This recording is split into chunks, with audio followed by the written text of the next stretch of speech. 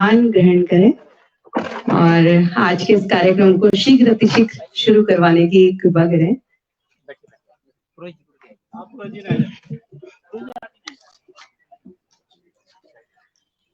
आप सभी को मेरा नमस्कार और आज के इस कलियुग फूड फेस्टिवल में आप सभी का हार्दिक अभिनंदन, हार्दिक वंदन और मैं मीनाक्षी ज्वाला सभी को प्रणाम करती हूँ। और आज का जो हमारा कार्यक्रम है उसकी शुरुआत हम करने जा रहे हैं एक ऐसे कर्मठ और ऊर्जावान शिक्षक साथी जिनका नाम है श्री राजीव पांथरी जी, उनसे बातचीत के साथ। तो सभी लोग तालियों के साथ मैं सर से निवेदन करती हूँ कि सर आए और मंच पर अपना स्थान ग्रहण करें। तो आज का कार्यक्रम शिक्षक साथी के साथ श्री राजीव पांथरी जी।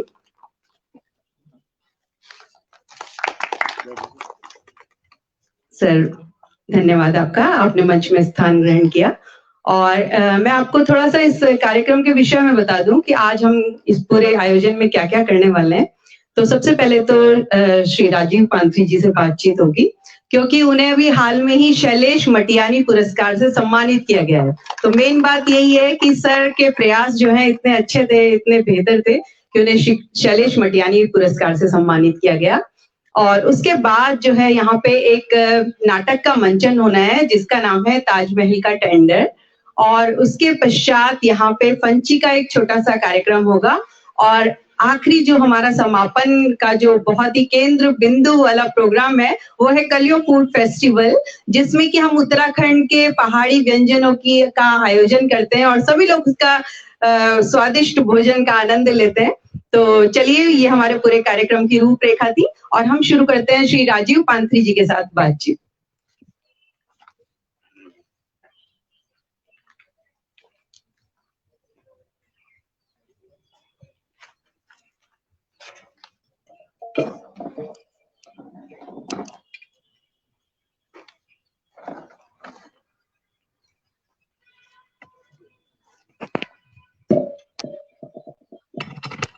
ये अलग नहीं हो सकता, हाथ में दे देते हैं तो हाथ में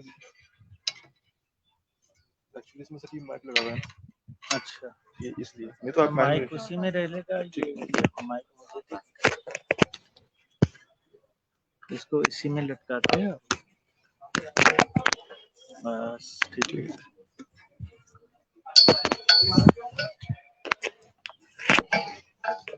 ऑफ किया होगा। ठीक।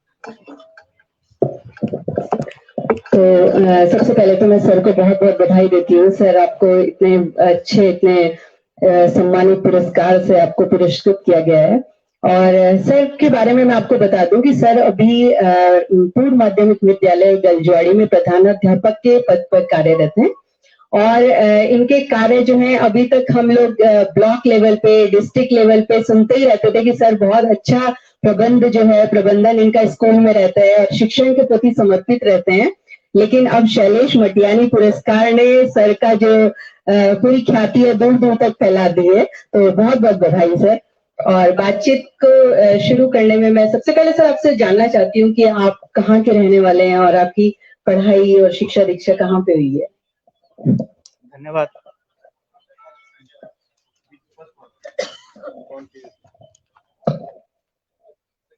हेलो हेलो, ठीक है। धन्यवाद मैडम।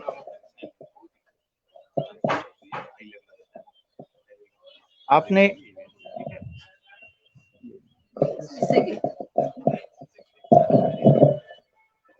हाँ, मेरी शिक्षा और दीक्षा दोनों जनपद पौड़ी में हुई हैं और मैंने स्कूलिंग से लेकर के और जो graduation, post graduation Garhwal university से करी है और दीक्षा भी मैंने वहीं से ली है।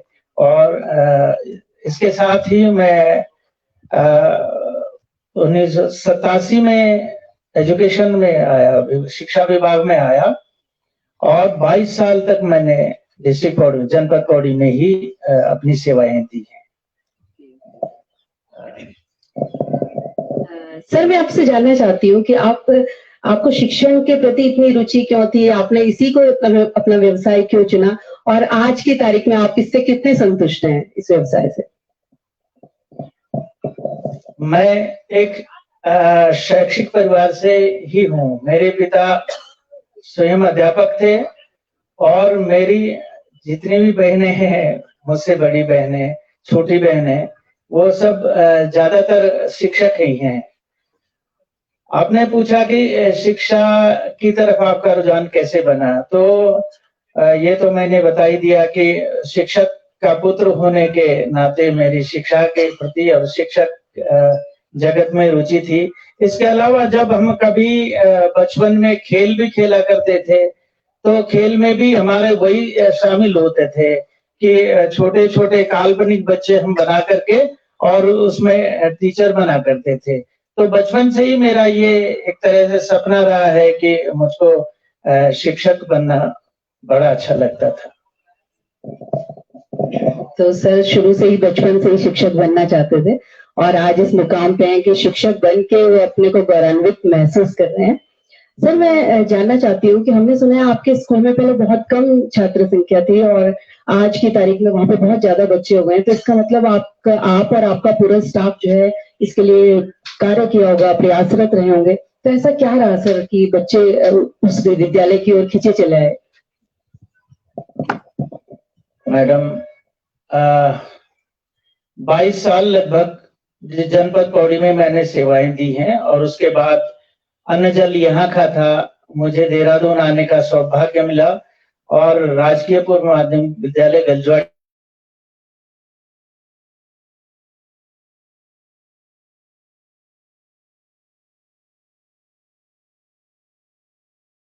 वहां पर मात्र 18 बच्चे वहां पर अध्ययनरत थे और मैंने अपने साथियों से बात करी कि इससे पहले मैंने वहां के अभिलेख देखे तो लगभग 74 और 80 तक वहां बच्चे कभी पढ़ा करते थे।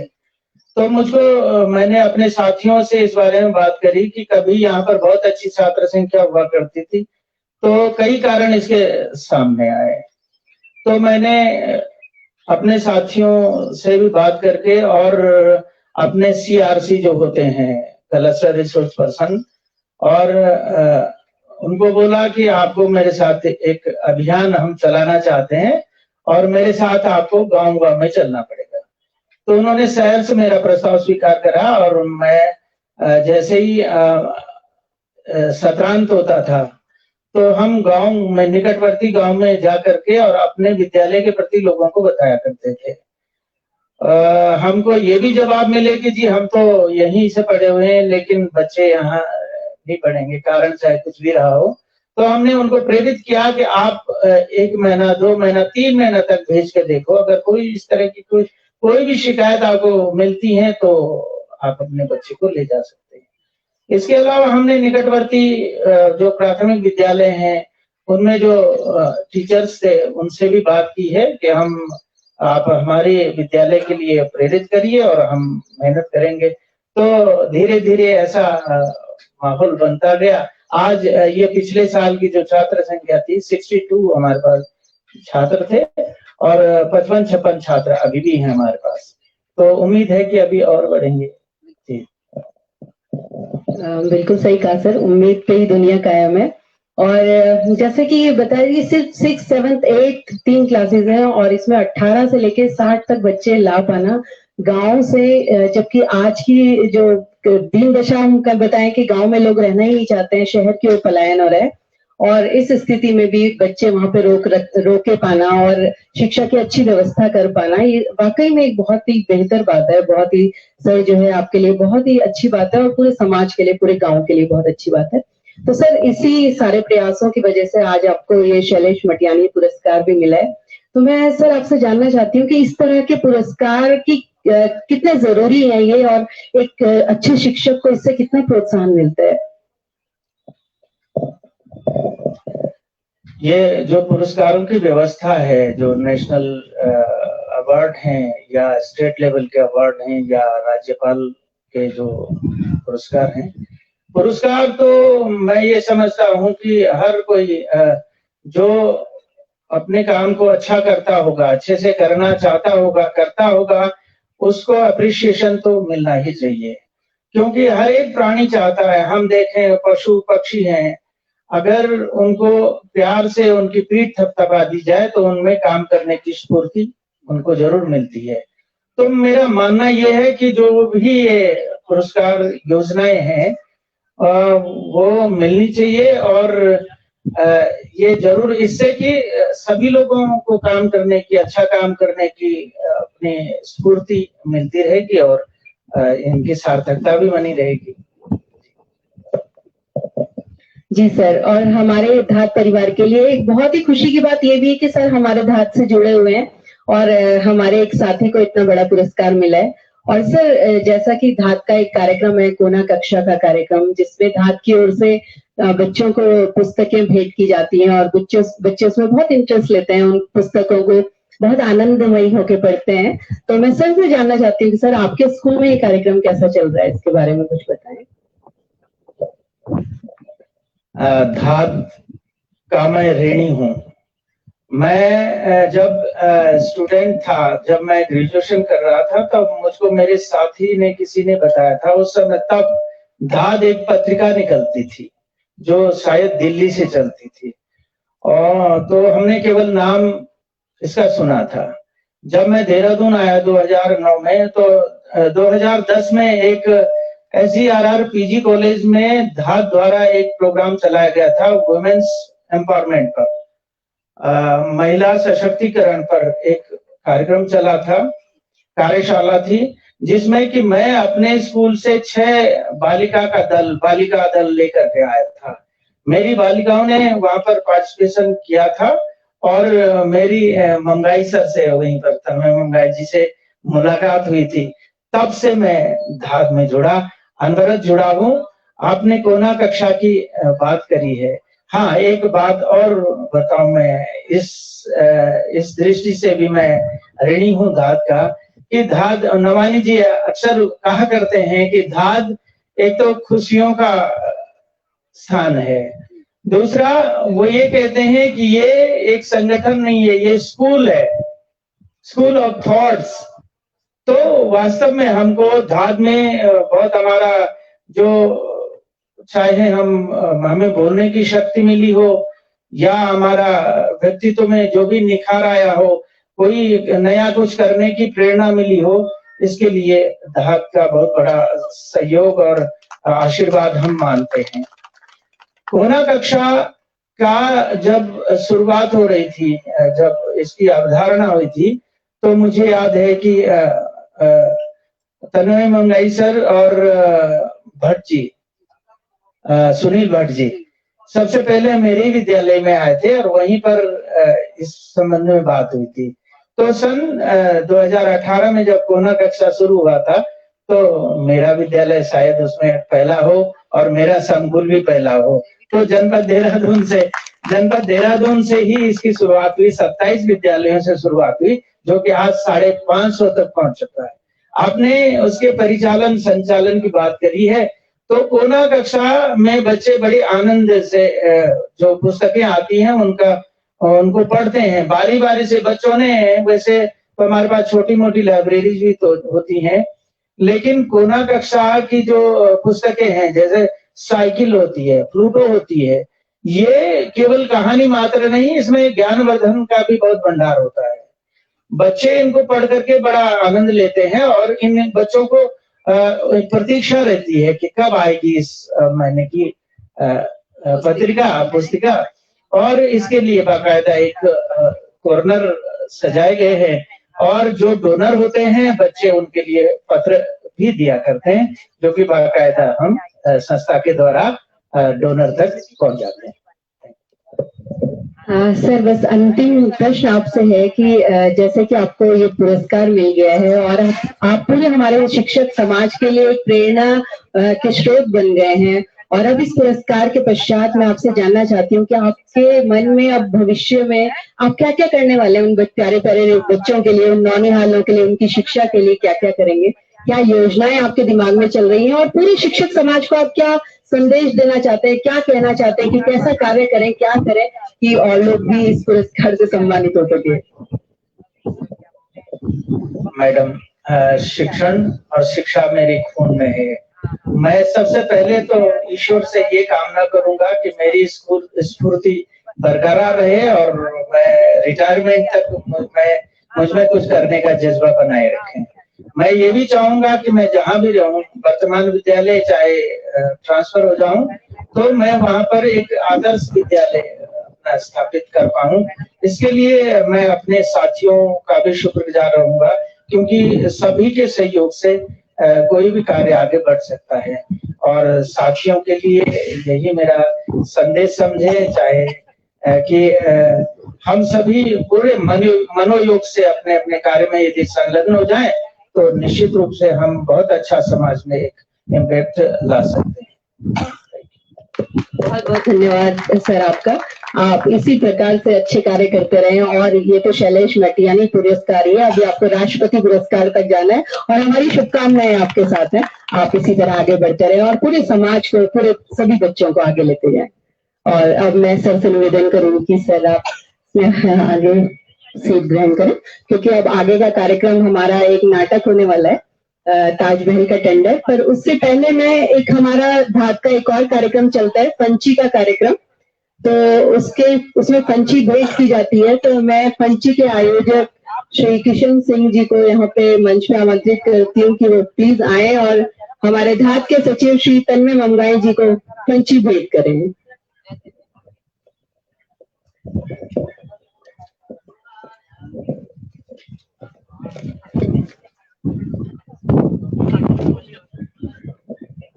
मैं साकेत रावत जी को भी मंच पर आमंत्रित करती हूँ, तो वो भी पंची ग्रहण करने के लिए मंच पे शीघ्र अतिशीघ्र यहाँ पे प्रस्तुत हैं। सभी लोग जोरदार तालियों के साथ इनका स्वागत कीजिए। श्री तन्मय मंगाई जी हमारे भाग के सचिव, श्री साकेत रावत जी एक बहुत ही कर्मठ सदस्य जिन्हें कह सकते हैं।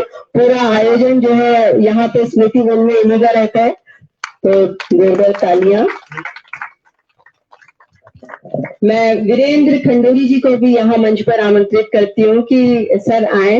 उन्होंने इस स्मृति वन को सजाने में, जो ये आप देख रहे हैं पूरा प्राकृतिक दृश्य और ये पेड़ पौधे और ये हरियाली, ये सब सर जैसे बहुत सारे लोगों की ही मेहनत है और जिसमें सर जो है अग्रणी भूमिका निभाते हैं। तो मैं सर को भी आप आमंत्रित करती हूँ और पंची के आयोजक हमारे किशन सिंह जी से निवेदन करती हूँ कि वो पंची प्रदान करें। धन्यवाद सर। और अब मैं धात के सचिव श्री तन्मय मंगाई जी से निवेदन करती हूँ कि सर आए और अपने आज के इस कार्यक्रम के विषय में सभी को लक्ष्मण सिंह रावत, श्री लक्ष्मण सिंह रावत जी भी यहाँ पे मंच पे आए, जहाँ कहीं भी हो बहुत जल्दी। तो जोरदार तालियों के साथ स्वागत करेंगे श्री लक्ष्मण सिंह रावत जी का। सर को भी पंची भेंट की जाएगी। और मैं बता दूं इस पंची में क्या होता है, कई लोग यहाँ पे बाहर से भी आए हुए हैं, हमारे साथ मैम है दिल्ली से आई हुई है, तो वो जानना चाहेंगे कि ये पंची क्या होता है। तो पंची के बारे में मैं आपको बताऊं कि पंची एक गढ़वाली शब्द है, पहाड़ी शब्द है कहेंगे। और इस पहाड़ी शब्द में हम पंची एक गठरी के रूप में दिखाते हैं, जिसमें हम इसमें अपने उत्तराखंड के हिमालयी उत्पादों को थोड़ा थोड़ा पैकेट से बना के भेंट करते हैं। जैसे जो अन्न यहाँ पैदा होता है उसको प्राथमिकता देने के लिए, उसके लिए प्रति सबका उत्साह बढ़ाने के लिए कि पंची भेंट करें, सभी लोग यहाँ का अन्न खाएं और खूब हष्ट पुष्ट स्वस्थ रहें। और अब इसके बाद बहुत जल्दी यहाँ पे एक नाटक का मंचन होने वाला है। मैं श्री कैलाश कंडवाल जी को यहाँ पे आमंत्रित करती हूँ कि अपनी पूरी टीम के साथ यहाँ पे आए और बहुत जल्दी से व्यवस्थाएं बनाए यहाँ पे और बहुत जल्दी अपना नाटक शुरू करें। अच्छा, जब तक ये नाटक की व्यवस्था बन रही है यहाँ पे और सभी लोग आ रहे हैं, तब तक मैं श्री धात के सचिव श्री तन्मय मंगाई जी से यहाँ पे 2 शब्द कहने के लिए आमंत्रित करती हूँ।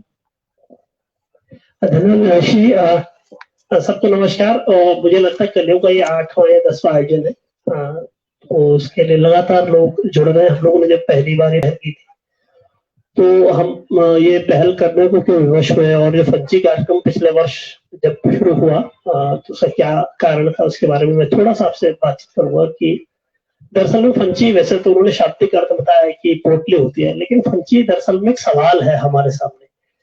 और वो सवाल हमारे सामने ये रहा कि हम लोग उत्तराखंड में हिमालय क्षेत्र के आपदा को लेकर के बातचीत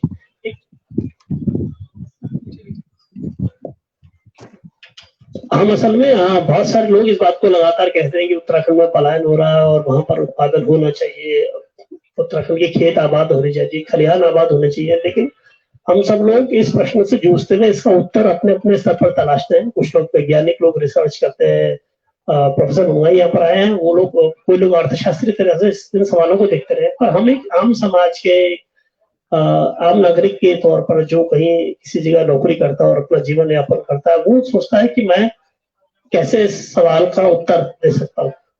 तो फिर हम लोगों ने सोचा कि जो हम सब लोग जो देहरादून में रहते हैं, उत्तराखंड की 60% आबादी बाहर रहती है, तो हमको लगा कि जो इतनी बड़ी आबादी बाहर रहती है वो इस सवाल को उस सवाल का उत्तर कैसे दे सकती है। तो हमने कहा उस सवाल का उत्तर बनाते हैं फंची। फंची दरअसल में एक समूह का नाम है जो लोग इकट्ठा होकर के उत्तराखंड के उत्पादों को अपने जीवन में शामिल करने की पहल करते हैं। फंची एक कंज्यूमर ग्रुप समझ लीजिए। हम प्रोडक्शन नहीं कर रहे, हम लोग शहर के लोग हैं, लेकिन हमारी संवेदना है उस पहाड़ के प्रति, उसके समाज के प्रति, उसके खेत के प्रति। तो हमने तय किया कि हम सब लोग मिलकर के समूह के तौर पर उस समाज सामान का उपभोग करेंगे जो पहाड़ में उगाया जाता है। और उस समूह को बनाते हुए जितने भी लोगों ने आज फंची ग्रहण करी, लोग तो बहुत अधिक है, पर फिलहाल जो 4-5 लोग थे, ये हर महीने 200, 300, 500 रुपए का फंची का सामान लेते हैं और उसमें भोजन में शामिल करते हैं। उसमें राजमा की दाल है, उसमें झंगोरा है, उसमें कोदा है। लेकिन हमने एक एश्योर्ड ग्रुप बना दिया 50 लोगों का, जो महीने के 200-500 रुपया कंट्रीब्यूशन करते हैं। और ये कंट्रीब्यूशन के साथ जो फंची की टीम हमारी किशन जी, वो पहाड़ के किसी भी किसान को या कृषक को एश्योर करते हैं कि हम तुम्हारा सामान ले रहे हैं और बेसिकली हमारा तुम्हारे प्रति कमिटमेंट है कि जो आप मेहनत कर रहे हो उसको हम एक सही मूल्य देने की कोशिश कर रहे हैं। लेकिन फंची के साथ जो दूसरा सवाल खड़ा हुआ, जब हम इस काम करने लगे तो ये सवाल खड़ा हुआ, लोगों ने बोला आपसे कि भाई तुम सामान तो दे रहे हो, ये बनेगा कैसे? और अगर ये बनता, हम सब तो खाते नहीं इसे। बहुत लोगों ने प्रयास किए और आप अभी देखिए बड़ी अजीब सी बात है कि इस वक्त यात्रा सीजन टॉप का चल रहा है। लाखों लोग केदारनाथ आपदा की तरफ, केदारनाथ बद्रीनाथ की तरफ अपने हजारों लोग जा रहे हैं। लेकिन आप आश्चर्य देखिएगा, ऋषिकेश से लेकर के बद्रीनाथ तक कोई भी पहाड़ी भोजन का विधिवत स्टॉल ना तो सरकार ने लगाया ना स्थानीय लोगों ने लगाया। इसका मतलब जो हम उगा रहे हैं उसके फूड की कोई इकोनॉमी है ही नहीं, उसका कोई खरीदार है ही नहीं, उसको कोई खाने वाला है ही नहीं। और मेरे भाई एक पंडित जी है, छोटे में सब चाहिए, छोटा लड़का देहरादून में पंडिताई करता है, वो मुझसे कहने लगा कि भाई साहब ये तो हम तब खाते थे जब गरीब थे, अब जब हमारे पास कोई नहीं था, हम ही नहीं खाते तो हम किसी को कैसे बोलेंगे? बात तो सही है। अब इस सवाल को हम इससे नाराज नहीं हो सकते। बीच में कपिल डोवाल जी ने कार्यक्रम शुरू किया तो बहुत नाराज हो रहे हैं, समाज हमारा साथ नहीं दे रहा, हमने दुकान खोली, हमने ये करा वो करा। तो मैंने उससे तब भी कहा था, मैं हम सबसे कहता हूँ कि हम सवाल से नाराज नहीं हो सकते, हमको इसका एनालिसिस करना चाहिए, फॉल्ट लाइन कहाँ है। तो हमको लगा इसके फॉल्ट लाइन क्या है कि अब हमको जो हमारे बीच में लोग भोजन के एक्सपर्ट्स हैं, वो इस अनाज के साथ अच्छे भोजन का एक्सपेरिमेंट करें, ताकि अगर इसका कोई अच्छा फूड हमने जनरेट कर दिया, यानी कि जो हमारा है उसको थोड़ा नॉर्मलाइज करके कर दिया, तो क्या पता इसकी कोई फूड इकोनॉमी जनरेट हो जाएगी। इसकी फूड इकोनॉमी जनरेट होगी तो निश्चित रूप से एक बड़ा रिसोर्स बनेगा। जैसे हम राजस्थान में जाके वहां का स्थानीय भोजन खाते हैं, तमिलनाडु में खाते हैं, सब चीज, लेकिन उत्तराखंड में इस तरह का कोई ऑर्गेनाइज्ड सिस्टम नहीं है। इसलिए यहाँ से पैदा हुआ कलयुग का आयोजन। जो कलयुग का आयोजन है बेसिकली वो एक्सपेरिमेंट है एक तरह का, पिछले 8 महीने से चल रहा है। मंजू काला जी अभी है नहीं यहाँ पर, तो उनको इसकी कमान दी गई, वो इस खाने में फ्यूजन करते हैं आंध्रा का, तमिलनाडु का, कुछ ना कुछ टच डाल करके वो उसको बनाती है। और बहुत ये चूंकि लगातार चल रहा है, इसलिए चल रहा है क्योंकि उसका बहुत पॉजिटिव रिस्पॉन्स हमको मिला है। तो हम एक सवाल का उत्तर देने की कोशिश कर रहे हैं फंची के मार्फत से। एक, जो पहाड़ में के जो खेत अनुत्पादक है उनके साथ खड़े हैं, उस अनाज को हम ले रहे हैं। दूसरा, उस अनाज को हम कैसे अपने जीवन में शामिल कर सकते हैं, किस तरह का भोजन बना के हमारे हिस्से में आ सकता है, उसका उत्तर ढूंढ रहे हैं। तो ये पूरी कार्रवाई एक तरह की सामाजिक गतिविधि है। हमें उम्मीद है कि इसको देख करके बहुत सारे लोग इस तरह का एक्सपेरिमेंट करेंगे और बहुत जगह होगा। तो कई जगह लोगों ने, मुंबई, दिल्ली, लोगों ने हमसे कहा कि हम भाई साहब हम भी इस तरह का काम करना चाहते हैं। तो हमने कहा अच्छी बात आप कीजिए, लेकिन इसका साइंस बनाने की जरूरत है, फूड का भी साइंस बनाने की जरूरत है, प्रोडक्शन का भी साइंस बनाने की जरूरत है। और हम लोग जो कमिटेड फील करते हैं एक अच्छे उत्तराखंड के लिए, जहाँ पर बहुत सारे लोग जहाँ पर अपनी खेती और उत्पादन से अपना जीविका अर्जन कर रहे हो, उनके पक्ष में खड़े होने की कार्रवाई है। तो मुझे उम्मीद है कि जितने लोग आज में यहाँ जुड़े हैं, इससे मेरी सबसे अपील भी रहेगी कि अगर आप इसकी रेगुलर मेंबरशिप लेकर के हर महीने उसका नियमित अपने राशन में शामिल कर पाएंगे। तो ये एक तरह का एक बहुत बड़ा सपोर्ट सिस्टम खड़ा होगा आने वाले समय में। अभी हम 30-40 लोग हैं, आने वाले समय सैकड़ों लोग हो जाएंगे, तो एक रास्ता बनेगा। जिस तरह से कोरोना रक्षा का 28 स्कूलों से 550 स्कूलों तक पहुंचा है, इस तरह से केदारनाथ आपदा पे जो पुनरुत्थान काम वो लाखों रुपए तक एक सहायता जनरेट करने में कामयाब हुआ है। तो ऐसे मुझे उम्मीद है कि बहुत सारी पहलें जो समाज के सहयोग से आगे बढ़ी है, अगर हमको सबका सपोर्ट मिला, हमने इसकी रेगुलर मेंबरशिप जनरेट कर पाए, तो हम मुझे उम्मीद है किसी गांव को, किसी बड़े ग्राम सभा को हम एक बड़ा सपोर्ट सिस्टम देने में तैयार होंगे।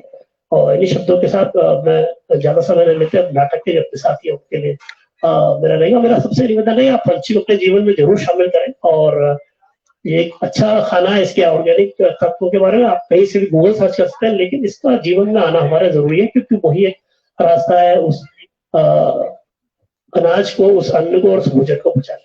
धन्यवाद। धन्यवाद ममुगाई जी। और अब इसके बाद यहाँ पे एक नाटक का मंचन होने वाला है, ताजमहल का टेंडर। तो देखते हैं किसको मिलता है ताजमहल का टेंडर और वो पास होता भी है कि नहीं। तो शुरुआत करते हैं ताजमहल का टेंडर।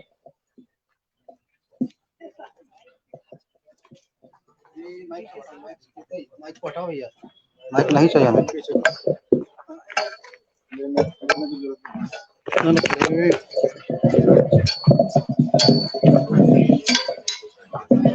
ये क्या है भाई?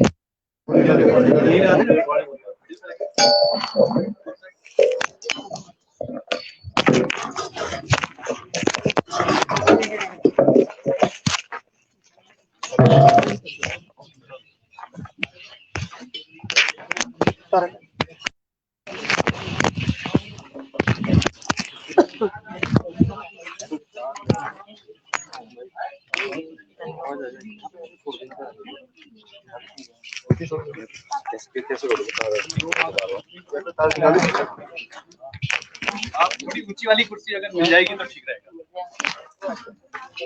ऊंची वाली पीछे वाला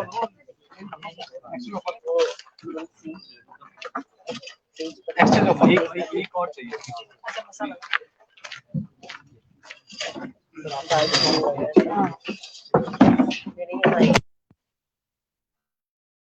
तीन चाहिए।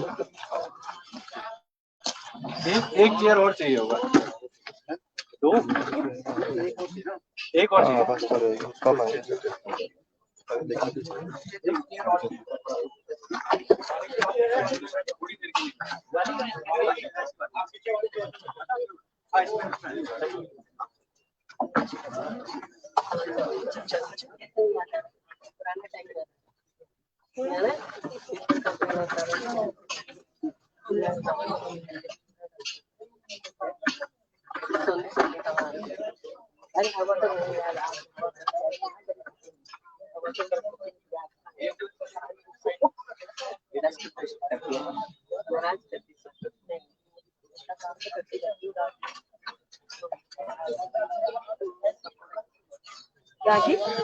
पकौड़े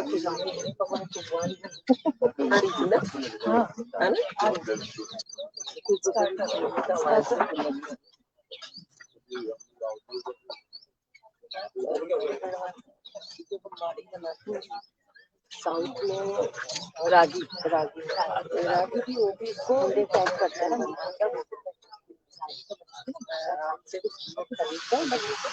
यहाँ पे इसको प्रेजेंट करने का तरीका प्रेजेंट कैसे में हमेशा प्रेजेंटेशन में हमेशा हमारा इसको डाला पूरा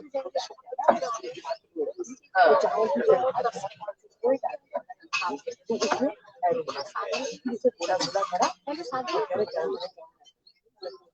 तो लगता है कि हमको अच्छा सा लगा क्योंकि इसके रात के लोग मेरी छत्तीसगढ़ वाले डिश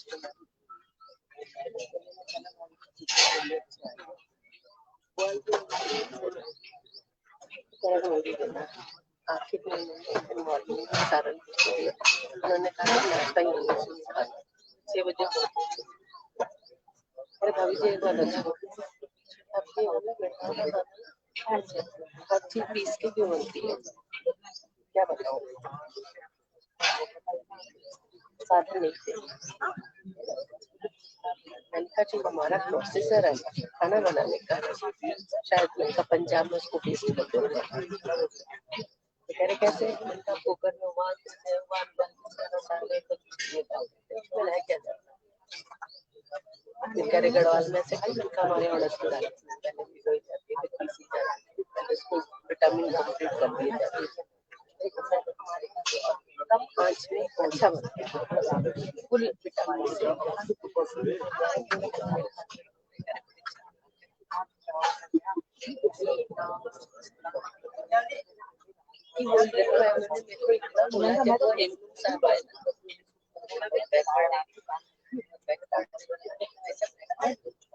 कैसे बैकवर्ड में बोल रहे हैं वहाँ का पत्थर भी निकाल देना, वो भी एजुकेटेड है। तो मेरा भाई जॉब करता है प्रिंसिपल ऑक्सफोर्ड, उसकी सिस्टर भी खेत में गोबर देखो गोबर ला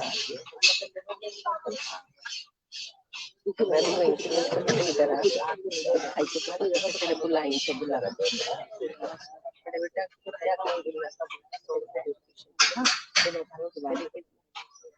मैं फुल एजुकेशन ले ली, रिसर्च कर दो चार आई जॉब यहाँ पे पतिया है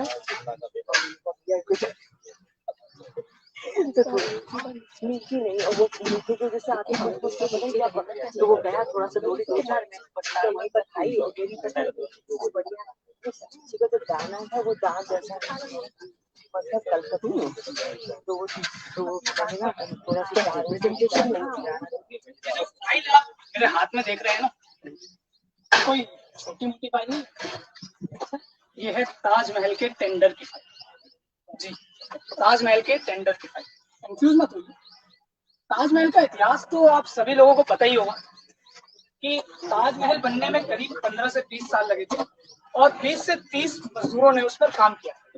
लेकिन आज जो हम आप लोगों को दिखाने जा रहे हैं उसमें हम ये दिखाएंगे कि अगर आज की डेट में ताजमहल बनता तो वो कैसे बनता। शाहजहां वही है, बादशाह वही है, लेकिन सिस्टम आज का है। और जो आज हम आप लोगों के सामने प्रस्तुति दे रहे हैं वो हमारा पूरा नाटक नहीं, वो नाटक का एक ट्रेलर है। बाकी तैयारी हमारी पूरी चल रही है। आगे जब भी पूरा नाटक हुआ तो आप लोगों को सूचित हम कर देंगे, आप वहां पर आकर पूरा नाटक देख सकते हैं। तो आइए फिर देखते हैं ताजमहल के टेंडर का ट्रेलर। हाँ सर, सब कुछ सुना? अरे सर जी, मैं तो आपकी सभी बातें चुप चुप कर सुन लेता हूँ। तो सुना है तुमने कि बादशाह सलामत चाहते हैं कि वहाँ पे ताजमहल बने, एक ऐसा आलीशान मकबरा बने उनकी बेगम का। सर मेरे को तो लगता है कि बहुत बड़ा खेल है। बहुत बड़ा खेल, अगर ठीक से खेला जाए तो बेटा 100 करोड़ों का है, कम से कम अरबों का खेल है। सर जी मेरा तो सुनकर ही सर चकरा रहे हैं। वैसे भी कल फेस्टिवल बनाया तो एंजॉय करो। ये बात दिमाग घुमाने का नहीं बेटा, दिमाग दौड़ाने का है। तो सोचो इसका मतलब किस्मत खुल गई, खुल गई किस्मत, सच्ची खुल गई। सरकारी आदमी हो, सरकारी आदमी को इस तरह हंसना मानना अलाउ नहीं है। तो लोग क्या सोचेंगे कि एक सरकारी आदमी खुश हो रहा है, लेकिन किस तरह की बातें होंगी? अरे 10 तरह की बातें होंगी, ये तो कोर्ट ऑफ कंडक्ट का मामला है। सरकारी आदमी को इस तरह खुश होना ठीक नहीं है। लोग सोचेंगे तो मजे कर रहे हैं। जमाना ही ऐसा है आजकल, तो ईमानदार आदमी बोलकर हंस भी नहीं सकता। सर जी हेलो, मैं तो बस ये कह रहा था कि बड़ी किस्मत की बात है ना सर, ये जो प्रोजेक्ट हाथ लगा, वरना कितने समय से यूं ही बस खाली बैठे थे। सही कहा आपने यार, वो ताजमहल के एक्सटेंशन के बाद तो कुछ हुआ ही नहीं। हाँ सर, लाल किले का एक्सटेंशन भी बिल्कुल छोटा सा ही प्रोजेक्ट था।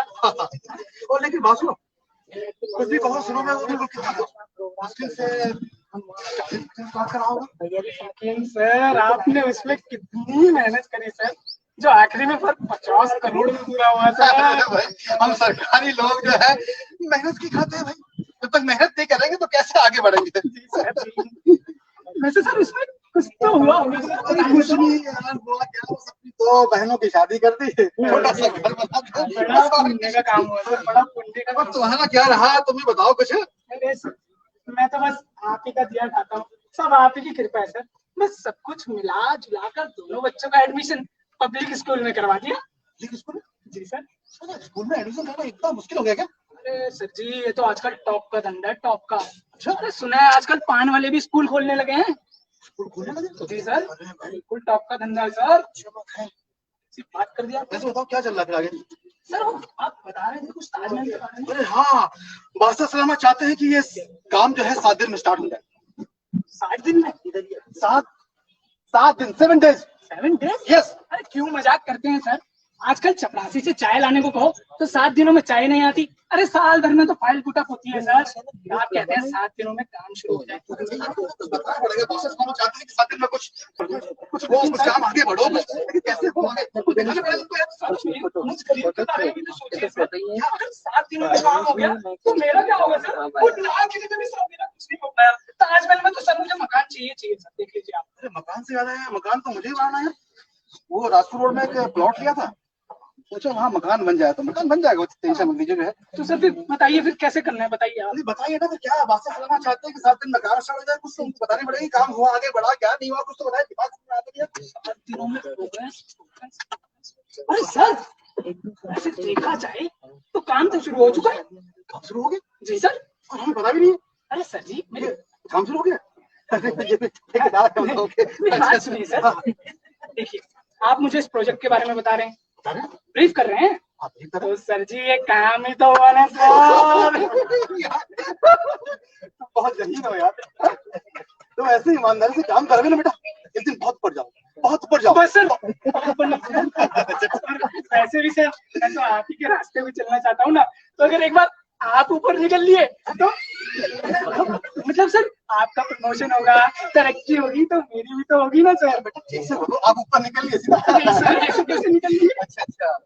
और सर मेरे को तो ये लगता है कि इतना बड़ा प्रोजेक्ट है तो भैया जी को तो साथ लेके चलना पड़ेगा। तो सही है ना भैया, एक काम करते हैं, भैया जी से मिल जाते हैं। जी सर, चलिए। देखिए भैया, बहुत बड़ा गेम है, इतना बड़ा गेम खेलने के लिए अकेला नहीं है, जब तक भैया जी साथ नहीं होंगे काम नहीं होगा। जी चलिए सर। और सर उसके बाद आपको दरबार भी निकलना है सर।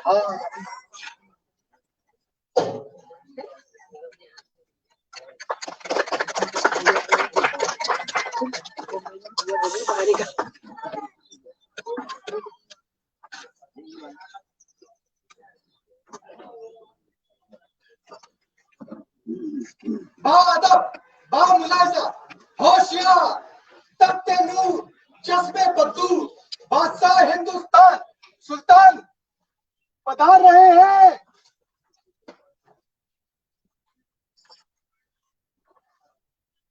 दरबार की कार्रवाई शुरू की जाए। हुजूर, गुप्ता जी आपसे मिलना चाहते हैं। भेजिए। गुप्ता जी।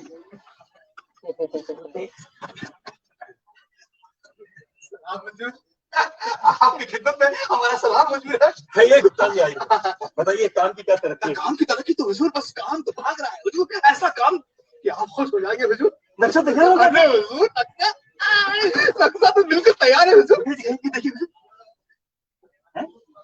ये क्या है गुप्ता जी? ये क्या है? ये तो नक्शा लगता ही नहीं है। सही कह रहे हैं, नक्शा बिल्कुल नहीं है। ये क्या मजाक है गुप्ता जी? मैंने आपको कहा था 7 दिन में नक्शा तैयार हो जाना चाहिए और 8वें दिन ताजमहल का काम भी शुरू हो जाना चाहिए था।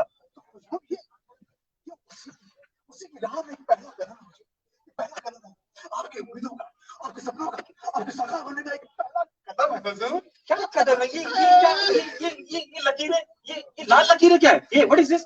ये बर्ड चार्ट है हुजूर, बर्ड चार्ट। Bird chart? वो क्या होता है? बर्ड चार्ट मतलब हुजूर वही कि काम को स्टार्ट करने का तरीका होता है, कैसे कैसे चीजें होती है। ये लाल लकीरें तो क्रिटिकल पार्ट है हुजूर। Critical part? हाँ, वो क्या होता है? अरे हुजूर, ताजमहल बनाने में बहुत कांटे आएंगे, कहाँ में रोड़े अटकाए जाएंगे, उसको पार करने का, उसको जो है ठीक करने का तरीका है हुजूर। ये सिंपल सा जो है।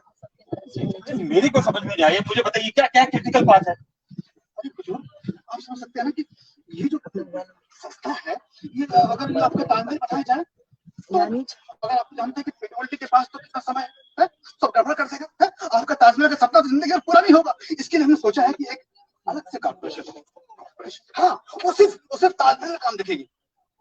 ताजमहल का हाँ, Taj Mahal construction corporation. Taj Mahal construction corporation, ये क्या है? हुजूर ये ऐसी संस्था होगी, इस संस्था का काम सिर्फ ताजमहल का होगा, सिर्फ ताजमहल का, और उसमें भी कोई झंझट भी नहीं होगी सर। मैं इसीलिए पूरा ये सारा सिस्टम चार्ट और सब बना के ले आया हूँ। आप बस साइन कर लीजिए और फिर काम शुरू हो जाएगा हुजूर। अरे गुप्ता जी, साइन तो मैं कर दूं, लेकिन काम जल्दी शुरू कीजिए। अरे हुजूर आपने साइन कर दिया, उधर काम शुरू। अब मुमताज बार बार सपनों में आने लगी, कई बार तो दो बार आती है। अरे हुजूर आपने क्या? गुप्ता जी मुझे तो यहाँ तो चालाक नजर आता है। अरे देखिए देखिए जो पहाड़े की तरह याद करना शुरू हो गया। आप गारंटी से कहेगा कि मेरे को चेयरमैन बना दिया जाए। ये हुजूर तो फिर किसको बनाए चेयरमैन? मेरे हिसाब से तो दाराशिको को बनाए थे। हाँ, दाराशिको ही ठीक रहेगा। वो सारा दिन खाली बैठे वीडियो गेम देखता रहता है, मुझे तो डर रहा है कहीं ड्रग्स लेना ना शुरू कर दे। दाराशिको ही चेयरमैन ठीक रहेगा। लेकिन एमडी किसको बनाए? गुप्ता जी को। अरे नहीं नहीं गुप्ता जी, ये बहुत ऊंची पोस्ट है सर। ये तो कोई हमारे सिविल सर्विस का आदमी होना चाहिए। नहीं, अरे गुप्ता जी सारा काम देख रहे हैं, फिर वो नाराज हो रहे। अजीत को डेजिग्नेशन दे देंगे, पोस्ट संभाल देंगे, बाकी काम अपना सिविल सर्विस का आदमी करेगा। ठीक है भाई, जैसे तुम्हारी मर्जी। मैं तो बस वो मकबरा बना देखना चाहता हूँ। ठीक है, अगले महीने रिव्यू मीटिंग होगी, फिर देखते हैं।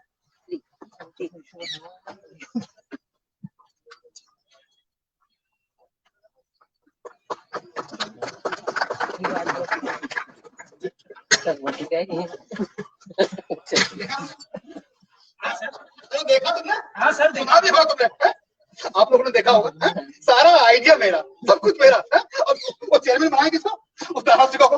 साला नशेड़ी गंजेड़ी साला, जिसको दो पैसे की तमीज नहीं है, उसको बना दे चेयरमैन। और एमडी बनाए किसको? उस नायर को, साले को, जो है जिसको ईंट बजरी नेता के बारे में कुछ पता नहीं, साला उसको बना दिया। साथ के संत रही है सर, ये तो हमारे लिए अच्छा ही हुआ ना सर। अच्छा ही क्या अच्छा हुआ? अरे सर जी, जैसे ईंट बजरी नेता के बारे में नहीं पता, वो क्या काम देखेगा? सब कुछ अपने हाथ में ही रहेगा सर। अरे ईमान भी तो कुछ चीज होती है, ईमान कुछ चीज होती है। मैं यहाँ चीफ इंजीनियर का चीफ इंजीनियर, साले वो दो कौड़ी के जो है चेयरमैन बना दिया। अरे सर जी, ईमानदारी का जमाना ही कहाँ रहा? कहाँ रहा ईमान? अरे ऊपर वाले तो बस खाए जा रहे हैं बैठ के, और हमें उनका मुंह देख रहे हैं। अरे मुंह ताक रहे हैं उनका। अरे आइए भैया जी, आइए आइए आइए भैया जी, आइए।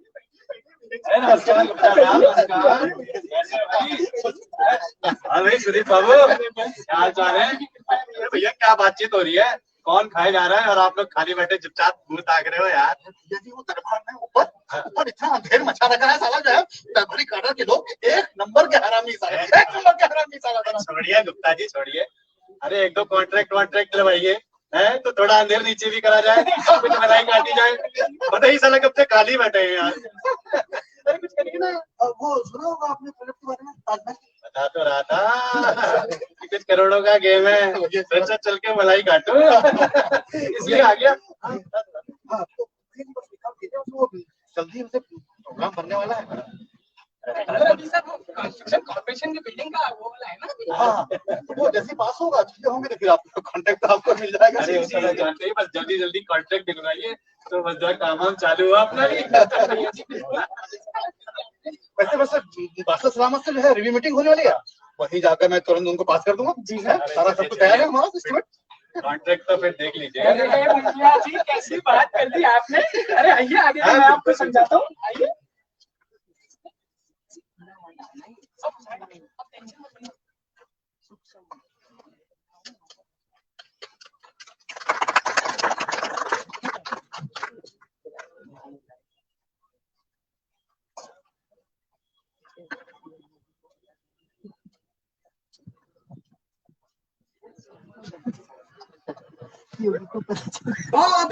बहुत मुलायजा, होशियार, बादशाह सलामत तशरीफ ला रहे हैं।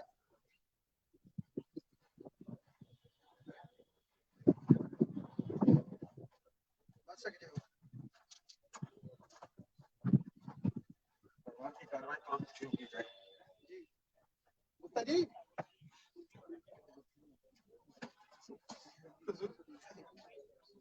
आइए गुप्ता जी, आइए और बताइए काम की क्या तरक्की है? हम तो हुजूर बस ये बच्चे की बस चल रहा है, दौड़ रहा है हुजूर। अच्छा बच्चा तैयार हो गया? तैयार हो गया हुजूर। अरे वाह, दिखाइए दिखाइए।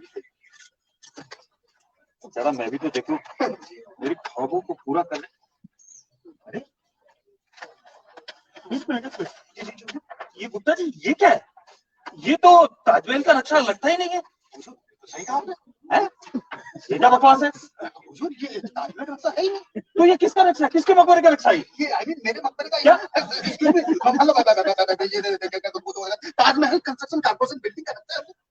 ताजमहल कंस्ट्रक्शन कॉर्पोरेशन, ये कमरे, ये बाथरूम, ये कमरे और बाथरूम में रहेगी मेरी मुमताज की यादें। नहीं हुजूर, यहाँ तो मैं और मेरा स्टाफ रहेगा। मुझे ये क्या बकवास है गुप्ता जी? बकवास की हुजूर। आपको कहा था ताजमहल का नक्शा बनाने के लिए, और आप ये क्या उठा लाए? आपके ऑफिस स्टाफ के लिए, लोगों के लिए बनेगा नक्शा ये? हुजूर आप समझे नहीं, आपसे जो उस दिन वो बट चार्ट वगैरह बताया था ना, वो लाल लकीर है, हाँ वो पहला कदम हुजूर, ये वही तो कदम है हुजूर। वहाँ पे कम से कम 1500 का स्टाफ, 100-200 वहाँ पे लोग काम कर रहे हैं हुजूर। अगर ये बिल्डिंग नहीं बनी तो ताजमहल का आप सोचिए, छोड़ दीजिए। नहीं, अब तो मुमताज ब्लैक एंड व्हाइट से कलर में भी आने लगी है। हुजूर वहाँ पे वो लोग काम खा तनख्वाह ले रहे हैं हुजूर। जब तक ये बिल्डिंग नहीं बनेगी, काम नहीं होगा, तो मैं चाहूंगी हुजूर आप इसको देख लें एक बार और आप इसे साइन कर दीजिए। गुप्ता जी सैंक्शन तो मैं कर दूं, लेकिन तुम काम तो शुरू करो यार। काम शुरू हो गया हुजूर, काम तो आगे बढ़ गया बिल्कुल। कहाँ बढ़ गया? इतने स्टाफ अपॉइंट कर दिया, ये कर दिया, ये लैट्रिन बाथरूम, ये लीजिए। हम जल्दी शुरू कीजिए गुप्ता जी। अरे हुजूर काम तो शुरू हो गया, आपने ये साइन किया तो काम शुरू हो गया।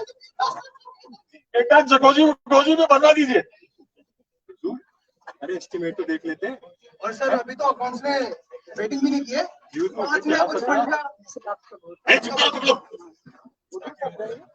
अरे तुमसे भगावत की बुआरी है। मेरे स्टाफ में कोई कमी नहीं नजर आनी चाहिए।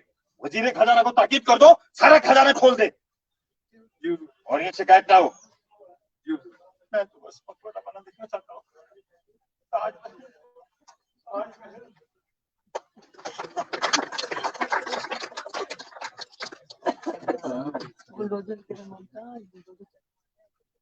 क्या बात है सर, बिल्डिंग का आपने बिल्कुल नक्शा में पास करवा दिया। अच्छा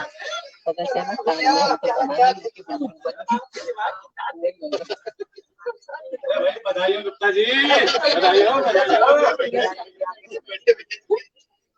आपको भी बधाई हो भैया जी। सिंगल टेंडर पर काम आपको दिलवा दिया, इसीलिए तो और पेमेंट भी एडवांस। तेरा हिसाब किताब भी एडवांस में क्लियर कर दूंगा। पहले तो आपके घर गया था, अच्छा फिर तो ऑफिस में चला आया। तो आप इधर है, बहुत जरूरी काम चल रहा है। अरे इसकी क्या जरूरत थी आपको?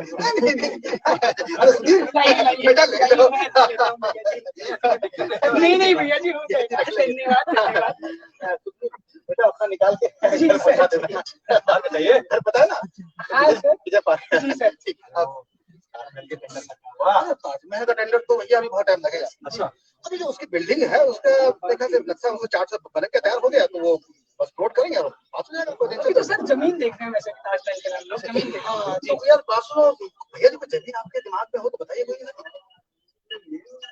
हाँ मिल जाएगी जमीन। कितनी जमीन चाहिए आपको? ताजमहल के लिए उसके कितना सर कम से कम 2-3 एकड़। खराब हो गया तुम्हारा बाथरूम बनना क्या? अरे मकबरा बनेगा कम से कम 15-20 एकड़। 15-20 एकड़। चलो हो जाएगा, हो जाएगा। तो किसका है कुछ बताइए। आप देखिए, आपको एक आइडिया दूं। आपने बताया था एक बार बताया था, वो जमुना भाई। भैया वो जमुना भाई नहीं, अरे जमुना किनारे जमुना किनारे हमारे चाचा जी की काफी जमीन है, सारी बड़ी है, उसके बारे में बात कर रहा था। अरे हाथ से निकली जा रही है सब। कैसे कैसे भैया जी? अरे झुग्गी झोपड़ी वाले आके वहां सब बैठ गए, अब साले हटने का नाम नहीं ले रहे। जमुना किनारे जमीन बदली है, धस जाएगी हमें। अरे 10 जाएगी तो 10 के जाने दीजिए ना यार, हम तीनों तो मर जाएंगे, हम सबको मर जाएंगे। क्या बात कर रहे हैं? लेकिन आपको मालूम नहीं है, ये भूमि परीक्षण विभाग वाले इतने हरामी हो गए साले, जैसा जमीन को ना सूंघते ही बात ही नहीं करेंगे, बिल्डिंग बनेगा। अरे गुप्ता साहब, जमीन परीक्षण विभाग में अपना वो है ना मुकेश। अरे सुधीर बाबू का भी तो अच्छा खासा दोस्त है। सच्ची? तो मुकेश जमुना किनारे क्या, जमुना जी के बीच में भी सेंशन कर देगा सर। अगर ऐसा है तो देखो सही है। तो आप जल्दी से काम शुरू करवाइए, चिंता मत कीजिए। नहीं तो जमीन किसकी है? जमीन हमारे चाचा जी की बताया था आपको। अरे चाचा जी, गुप्ता साहब, चाचा जी इतने निराश हो गए ना कि 50% तक देने को तैयार हो जाएंगे आपको। आराम से सोच लीजिए। तो आपने कोशिश ना करनी, अब तो आपने हाथ पैर मुंह सब बांध दिए। तो हो जाएगा, आप चिंता ना करें, तो जाके सेक्शन कर लेंगे। जी आपको बताइए कि हमारे गुप्ता साहब ने कितने परोपकारी आदमी वो तो मैं जानता हूँ, किसी का दिक्कत नहीं है। लेकिन जो है कि अरे भैया जी कैसी बात कर दी आपने, उसकी आप चिंता ही मत कीजिए। अरे उसके लिए मैं हूँ आपके साथ। आइए आइए आइए।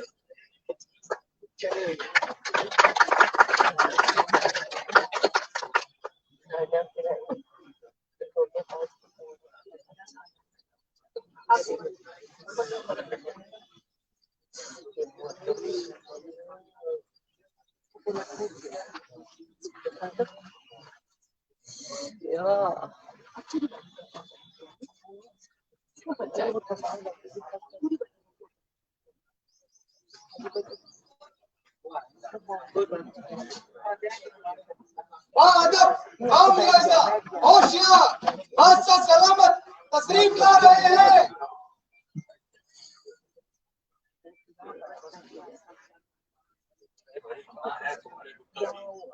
2 साल हो गए दक्षिण की लड़ाई में इतना बिजी रहा कि उनका पता भी नहीं लगा पाया। हुजूर, ताजमहल तो अब तक बनना शुरू भी नहीं हुआ। हाँ जी हुजूर। जी हुजूर। ये गुप्ता जी ये क्या सुन रहा हूँ मैं? कान में कोई नागवार बात गुजरी है हुजूर, तो बताइए। नागवार बात गुजरी है? हाँ। ताजमहल का तो कभी शुरू नहीं हुआ अभी तक। किसने कहा हुजूर, किसने कहा, बताइए मुझे। गुप्ता जी ये बात सच है कि ताजमहल का काम अभी तक शुरू नहीं हुआ है। हुजूर, बहुत सारी दिक्कतें परेशानी आ गई थी इस वजह से, और फिर आप पक्कन की आपने वो कंस्ट्रक्शन कॉर्पोरेशन क्या क्या लैट्रिन बाथरूम सब बनवा लिया, अब क्या रह गया? आप यकीन करेंगे भाई साहब, सॉरी 2 साल के जो है रिकॉर्ड टाइम में उसको बनाया गया।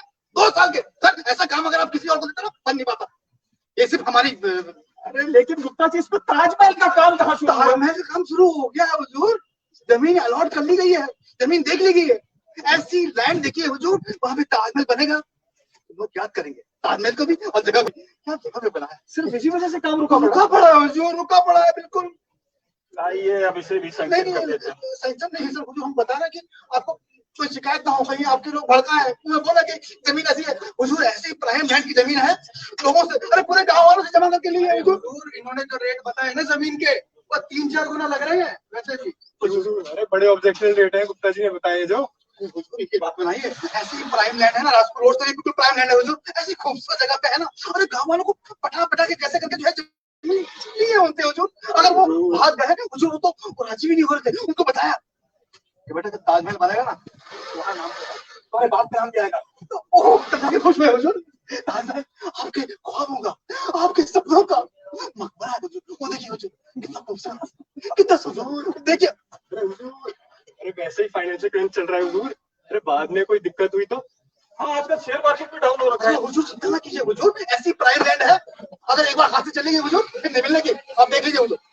एक मिनट गुप्ता जी, लाइए अगर इसी पे काम रुका पड़ा है तो जल्दी से इसको सैंक्शन कराइए। हुजूर बस ये लैंड मिल गई, अब सोचिए कल से काम शुरू। अरे रुकिए नक्शा तो दिखाया ही नहीं आपने।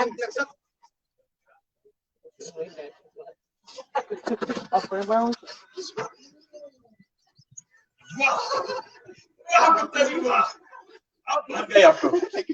वेरी गुड गुप्ता जी, वाह वाह, ये है 3D मॉडल। बहुत बढ़िया गुप्ता जी आज हम बहुत खुश हुए। देखिए खुशी के मारे हाथ पहले यूं था वैसे हो गया। तो मांगिए जो आपको मांगना है मांगिए।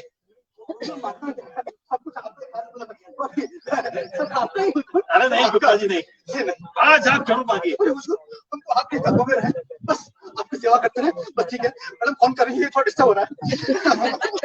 ठीक है गुप्ता जी, ये मॉडल हमें बहुत अच्छा लगा। आप वहाँ पर आज के कार्यक्रम में पहुंचिए, आपको खाना भी खिलाते हैं। बहुत बढ़िया गुप्ता जी, आज हम आपसे बहुत खुश हुए। मैं तो कहता हूँ गुप्ता जी एक बार मांग लीजिए कुछ भी जो आपके दिल में हो। जहाँ कोई पसंद आएगा हुजूर, उनको भी पसंद आएगा। बहुत बढ़िया गुप्ता जी, हमारा हेलो करेगा। बहुत बढ़िया। अब ये ताजमहल बन जाएगा ना? जी हुजूर, आपके अरमान जरूर पूरे होंगे हुजूर। अरे वाह गुप्ता जी वाह।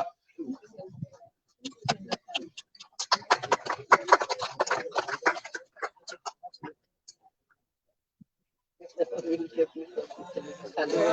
जी वाह, क्या बात है, भैया जी के चाचा जी की जमीन तो आपने इतनी जल्दी बिकवाई। क्या करें सर, मजा आ गया सर। बहुत कुछ करना पड़ता है। बादशाह भी खुश हो गए होंगे कम से कम। मांगो क्या चाहिए? तो सर मांगी लेंगे। हमने कहा गाना सीखो, हमने कहा कौन आया? जी तो मैं नहीं, ये कमी है गुप्ता जी। अरे हमने सुना है क्या हमारी मदद से छेड़छाड़ कर रहे हैं? आपकी मदद से? सर आपको ऐसा लगता है कि आप इस तरह का लांछन लगा रहे हैं? आपकी मदद से हमारा क्या मतलब? हमने तो देखा भी नहीं। अरे हमारी मदद यमुना रिवर अच्छा अरे आपने तो एकदम से वहाँ कुछ आप बना रहे हैं? बताओ क्या हम बादशाह बना रहे हैं, वहाँ पे एक मकबरा बन रहा है। मकबरा? हाँ कैसा मकबरा? अरे बेगम मुमताज का मकबरा बन रहा है वहाँ पे। कौन बना रहा है? बादशाह बना रहा है। बादशाह बना रहा है? हाँ आप सुन लीजिए एक बात, सुन लेंगे। वहाँ चिड़ियाघर बन जाएगा, पहाड़ बन जाएगा, पर मकबरा नहीं बनेगा। वहाँ बनेगा, कुछ बनेगा, मकबरा बनेगा तो पहले मेरी कब्र खुलेगी वहाँ पे। अरे कैसे भैया, आप हैं कौन, कहाँ से आए? हमें जानते नहीं, नहीं देखा नहीं कभी, टीवी आई नहीं। हम बेटो आंदोलन के चीफ है, चीफ। लेटू आंदोलन की चीज? हाँ, ये लेटू आंदोलन क्या चीज है? और वहाँ कुछ बनेगा तो हम लेट जाएंगे पर कुछ बनने नहीं देंगे वहाँ पे। देखो आप लेटू आंदोलन के चीफ हैं, तो यहाँ पीटू आंदोलन के चीफ भी हमारे पास है। इतना पीटेंगे तुम्हारा पिछवाड़ा आगे लाल कर देंगे, तुम्हारा दिमाग खराब हो गया। अच्छी बात कर रहे हैं, बहुत कुछ देखे, दिमाग खराब हो गया। हमें क्या चाहिए कि हमें जानते हैं, और वहाँ एक ईंट नहीं रख सकते आप वहाँ पे। आप हमें धमकी दे धमकी दे रहे हैं? धमकी दे रहे हैं हमें? हाँ, आप नहीं मानेंगे? नहीं मानेंगे। आप है कौन? नहीं मानेंगे ना? आप है कौन? नहीं मानेगा। ठीक है, क्या करें? हम नहीं बैठेंगे। हम नहीं बैठेंगे। अरे कैसी लगे? लेटो आंदोलन जिंदाबाद, लेटो आंदोलन जिंदाबाद, लेटो आंदोलन जिंदाबाद। हाय हाय गुप्ता जी, हाय हाय गुप्ता जी, हाय हाय गुप्ता जी, हाय हाय गुप्ता जी, हाय हाय गुप्ता जी, हाय हाय। उठिए उठिए।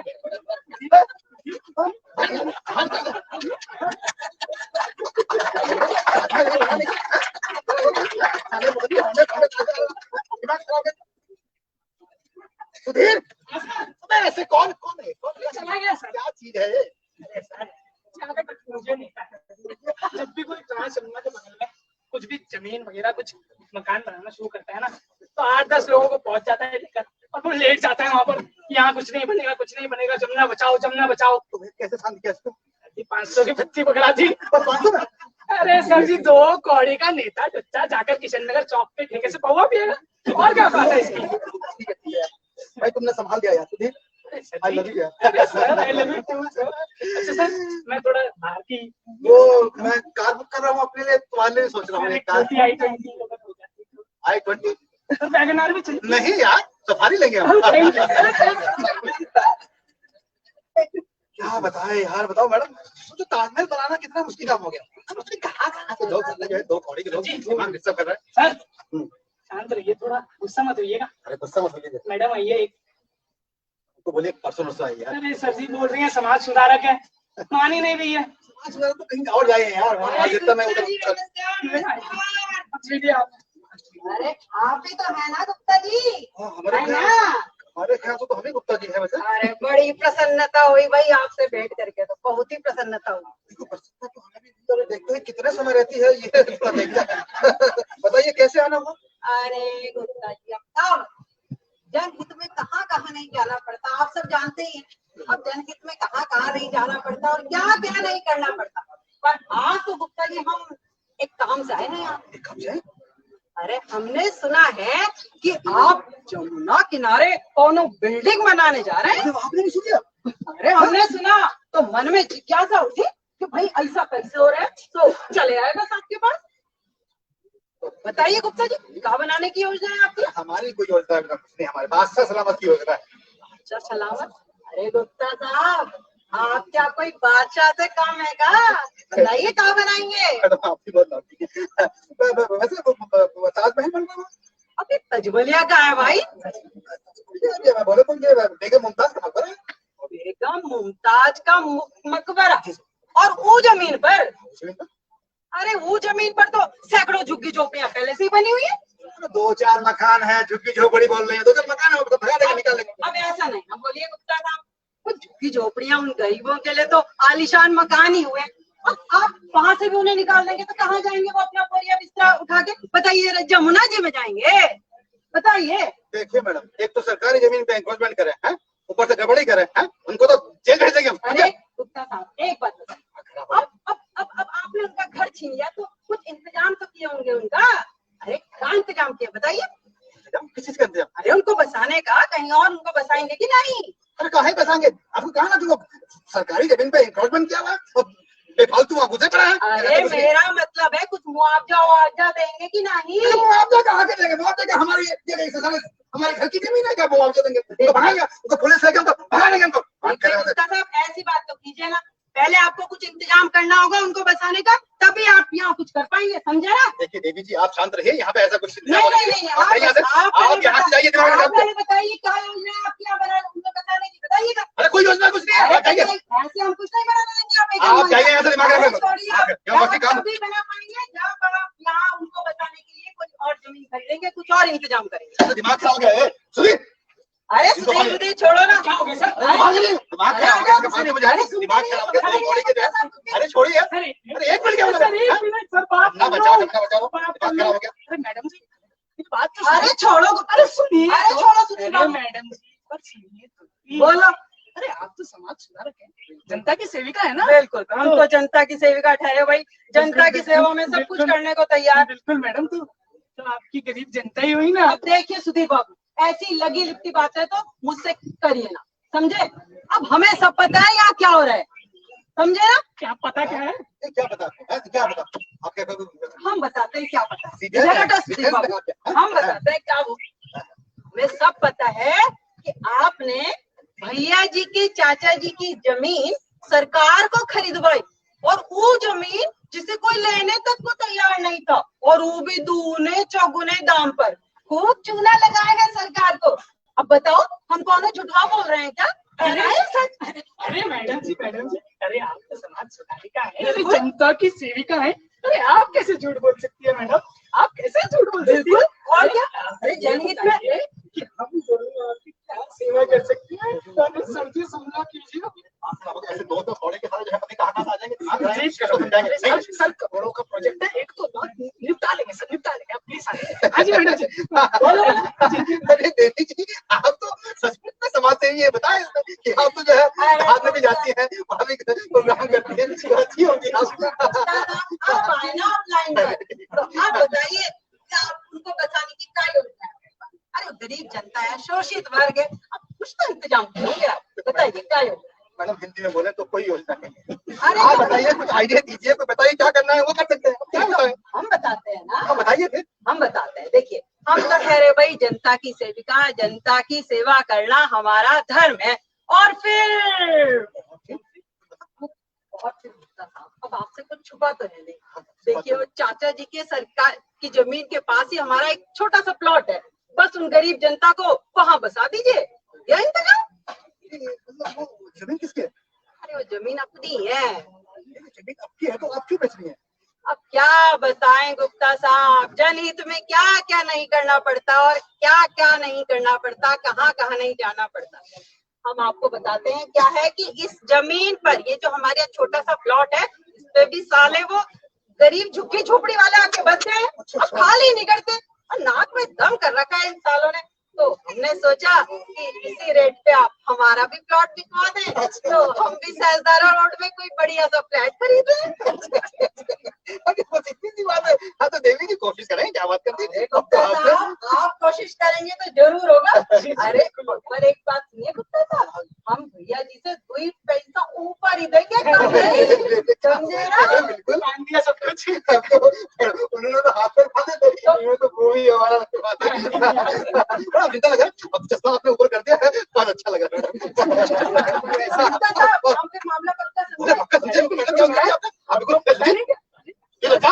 बिल्कुल सर, और वैसे भी मैं आपको तो पता ही है ना कि हमारे गुप्ता साहब कितने परोपकारी आदमी हैं, किसी का दुख दर्द नहीं देख सकते। वही तो सुनेंगे, तभी तो चले आए यार। बाबू जितना सुने इतना, उससे तो बहुत ज्यादा ही पाया भाई गुप्ता साहब को। मैं आपको एक राज की बात बताता हूँ। हाँ, ये किसी को नहीं पता। गुप्ता साहब ये एकदम देवता के समान। अभी क्या कर रहा है? नहीं बेटा, अरे मैडम चिंता न करें, हो जाएगा। आपका भी मामला पक्का समझो। नमस्कार। क्या आइटम है यार? पानी से लड़का बैठो, लड़का बैठो। अरे रेटवा वही रखिएगा जो वही मैडम चिंता न करें, रेट 2 फुट ऊपर आएगा मैडम, चिंता न करें। 4 BHK आएंगे, चिंता न कीजिए।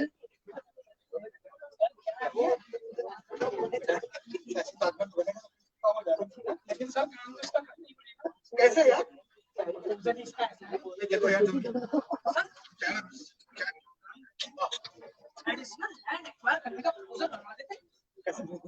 अरे नहीं यार, वो तेरे मालूम है, वो चोपड़ा जो है अकाउंट वाला, वो कोई पास नहीं करेगा, मानेगा नहीं कभी। अरे सर जी, कारण तो मैडम ने वैसे भी खुद ही बता दिया, जो चोपड़ा को हम बताएंगे। कौन सा कर? तो के बसेरा रवाज के लिए एक LIG कॉलोनी बनवाने का प्रस्ताव बनवा देते हैं। मैडम को तो थैंक यू बोलना पड़ेगा यार। सर बिल्कुल। तो ये तो फिर एक काम करें, उधर जमीन नेताजी की और कॉलोनी का कॉन्ट्रैक्ट भैया जी को, दोनों तरफ से सर। यार तुम कितना मस्त कराओगे यार। क्या बात कर दी आपने सर, ये तो ईमानदारी का काम है सर। हाँ ये तो बात सही है। और वैसे भी सर ईमानदार तो ईमानदार होते हैं ना सर। हाँ बेटा, ईमानदारी का टाइम ही कहाँ है? जी सर। अच्छा सर, फिर मैं देखता हूँ तो चाय में आप चाय बिठाओ यार। ज्यादा गुस्सा ना कीजिए कि बीपी बढ़ जाएगा सर। चाय में वैसे भी आप दवाइयाँ लेकर नहीं आते हैं आजकल। यहाँ पे कल फेस्टिवल था, इस सेक्टर में का क्या खाएंगे।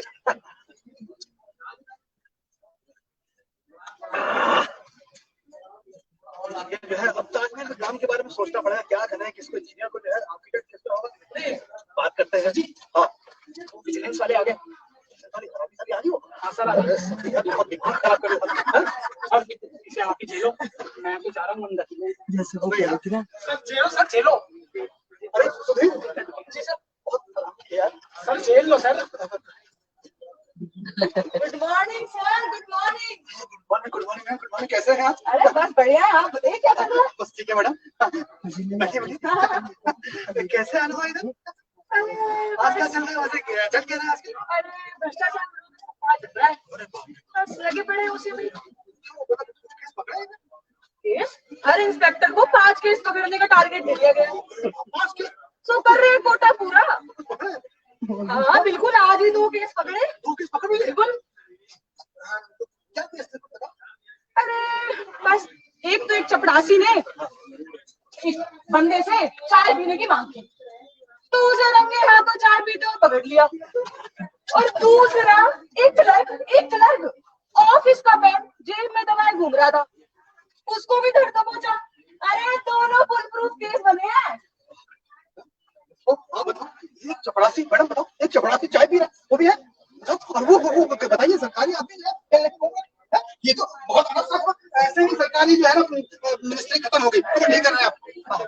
वैसे कैसे आना तो बताइए। अरे बस एक काम था। हाँ बताइए, आदेश करें। सोचा चलिए हम आपसे इधर ही बात हो जाएगी। अरे बिल्कुल मैडम, बोलिए कैसे बात हो रही है?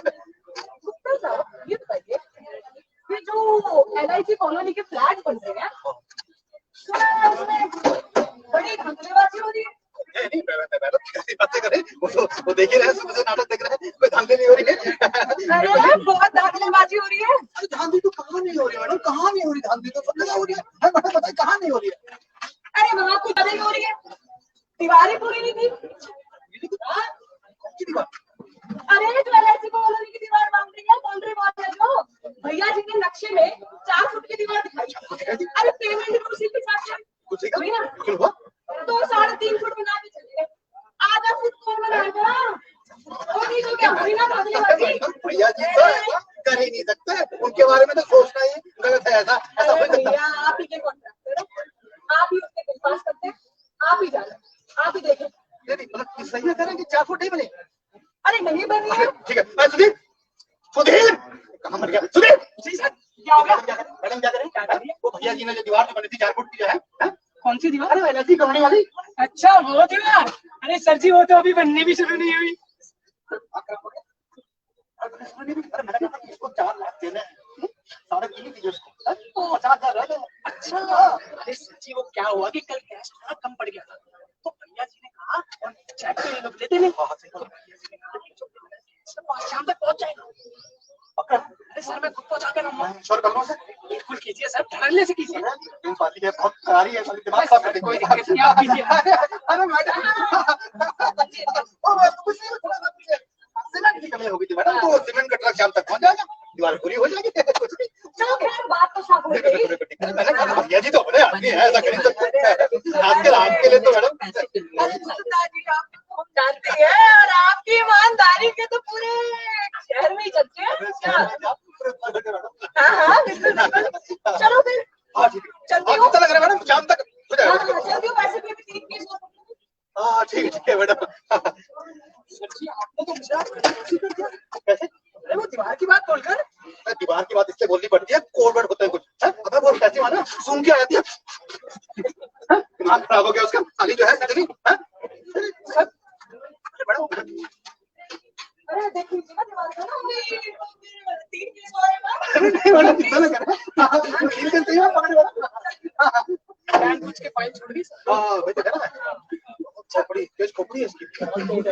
तो सर मैं जाता हूँ भैया जी के पास और इसका इंतजाम करवा के इसे देखे आता हूँ सर। शाम तक देख। हाँ वरना ये बार बार आती रहेगी। अरे ये ब्रीफकेस में ये बनी नहीं है।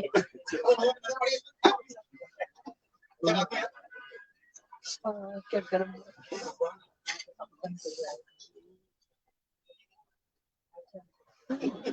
चाय ले आना बेटा। गुप्ता जी नमस्कार नमस्कार नमस्कार नमस्कार नमस्कार नमस्कार। कैसे आना हुआ? अरे मैं प्रदूषण विभाग, प्रदूषण कंट्रोल बोर्ड। यहाँ क्या आपका, यहाँ क्या प्रदूषण कंट्रोल बोर्ड? आपने नक्शा भेजा था ना, उसके बारे में थोड़ा कुछ। वो क्या है ना, आजकल प्रदूषण का बहुत हल्ला हो रहा है और मैंने सोचा कि जब बात हो रही है तो खुद ही जाके बात कर लो। तो जो आपको नक्शा भेजा था ना, आपने संभाल के रखा है ना।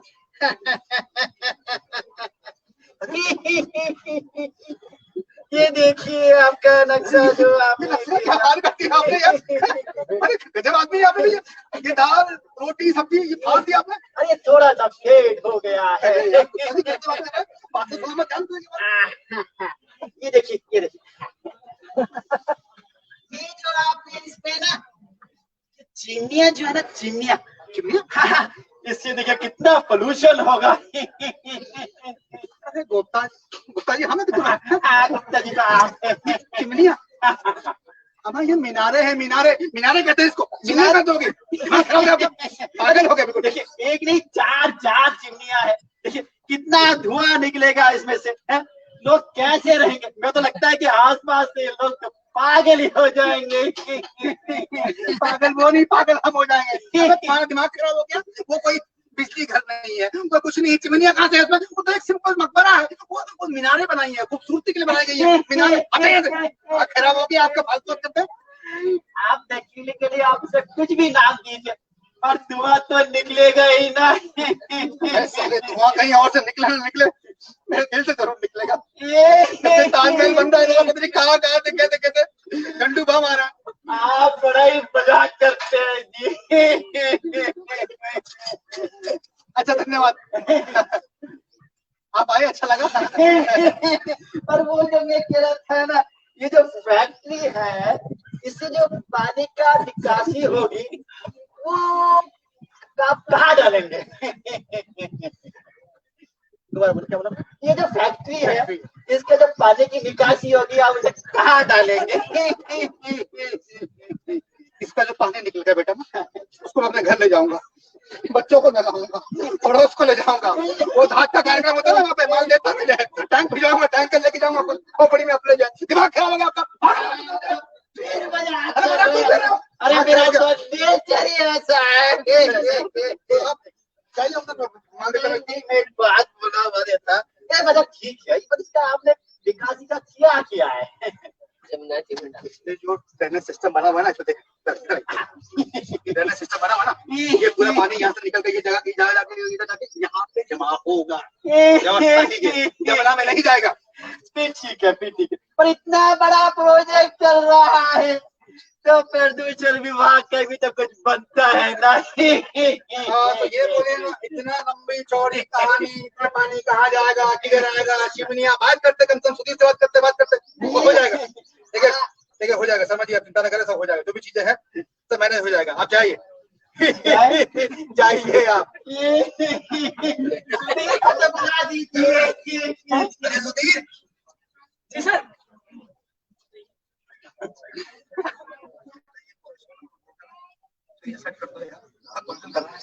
कोने में जाओ, कहीं गटर में भी तो सब। आपका गंदा नाला खोदते हैं। अरे बहुत मजा किया आप तो यार, मेरा तो नेचर ही ऐसा है। जाओ यार, हम साथ में हो गया, पता नहीं क्या चीजें होगी, बात क्या हो गया।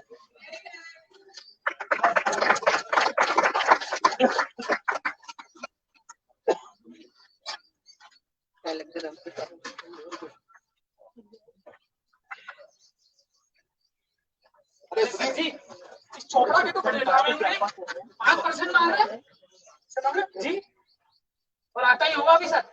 और सर मैं तो कह रहा हूँ, देखिए आपने बोला उस नशेड़ी को मैंने पौवे के पैसे दीजिए, ठीक है, जमुना देवी की मैंने जमीन बिकवा दी, ठीक है, और वो कौन आई थी, वो विजिलेंस वाली मैडम, उसकी दीवार भी खड़ी कर दी हाँ, और ये जो आए थे इनका गंदा नाला भी खोद दिया। लेकिन सर चोपड़ा मेरे बस की बात नहीं, इसे आप झेलिए सर, मैं चल रहा हूँ सर। अरे यार, सॉरी का मामला है सारा, क्या बताएं, सारा मामला अकाउंट में हो जाता है, जो अकाउंटेंट लोग होंगे जान।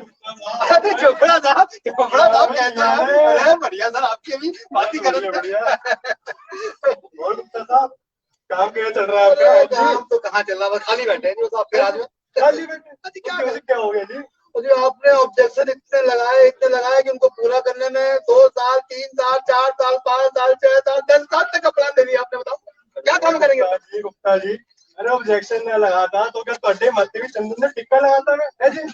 वो तो प्लान ही ऐसा है जी। है जी, हम तो बहुत बढ़िया जी, पास्ता सलामत इतने खुश हुए, उन्होंने कहा कि जो मांगे। अरे आप कहते प्लान में दिक्कत नहीं है? ये कोई दिक्कत नहीं है, बिल्कुल ठीक है, परफेक्ट है, एकदम बढ़िया। मैडम से पूछे, मैडम प्लान कितना बढ़िया। हाँ ऐसे कैसे करते हैं जी? और जी कहते हैं कि उस संगमरमर की बिल्डिंग बनाएंगे जी, और संगमरमर जानते हैं जी कितना महंगा आता है जी। है अबे ईंटों की बना लो, ईंटों की दिक्कत है जी, कुछ नहीं, वो संगमरमर की बनाएंगे जी हम तो चलो संगमरमर मान लेते हैं जी। फिर आप कहते हैं इतना बड़ा गुम्बद लगाएंगे है जी, चलो गुम्बद भी हमने ले लिया जी, कोई दिक्कत नहीं। फिर आप सोने की चोटी भी लगाएंगे उसके ऊपर। अरे गुप्ता साहब, चलो हम ये भी मान लेते हैं गुप्ता जी, लेकिन फिर आप बोलते हैं मीनार लगाएंगे जी। है मीनार तो छुट्टी का होता है। अरे गुप्ता साहब, लेकिन मीनार एक भी है गुप्ता जी, एक भी नहीं, 2 भी नहीं, 3 4 मीनार है गुप्ता जी। अरे गुप्ता साहब, खाक सिमेट्री होता है जी। है तो 4 मीनारे लाएंगे गुप्ता साहब। मैं कहता हूँ फिजूल खर्चीदा प्लान है, फिजूल खर्चीदा जी। है और आप सोचते हैं कि ये सूखे सूखे पास कर दूंगा कभी? खुद तो बैठे हैं क्या सिया है? आप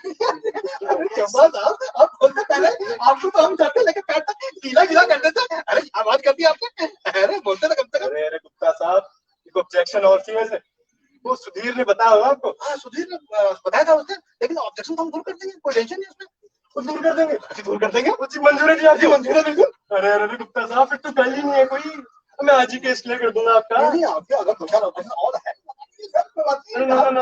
गुप्ता साहब, तो चंगाई जी, तो बाकी तो छोटी मोटी 2-4 करोड़ की आइटम है तो जी प्रोजेक्ट इतना बड़ा है, छोटी मोटी चीज तो होती रहती है। हाँ कोई बात नहीं सर, कोई गल ही नहीं है, मैं आज ही केस क्लियर कर दूंगा।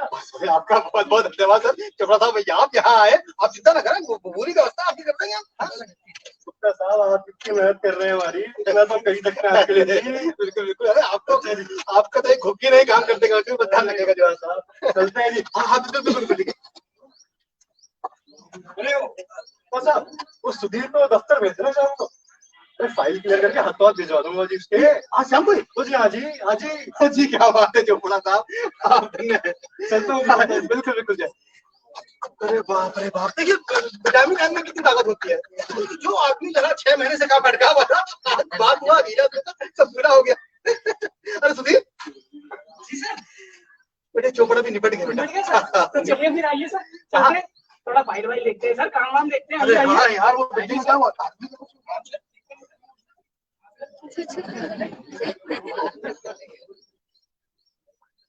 और इन्हीं सब चीजों में आज 25 साल पूरे हो गए, लेकिन ताजमहल की अब तक नींव तक नहीं पड़ी।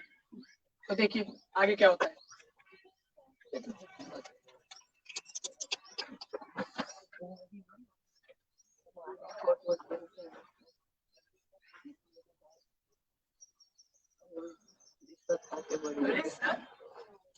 क्या बात है, आज तो बड़े खुश नजर आ रहे हैं आप।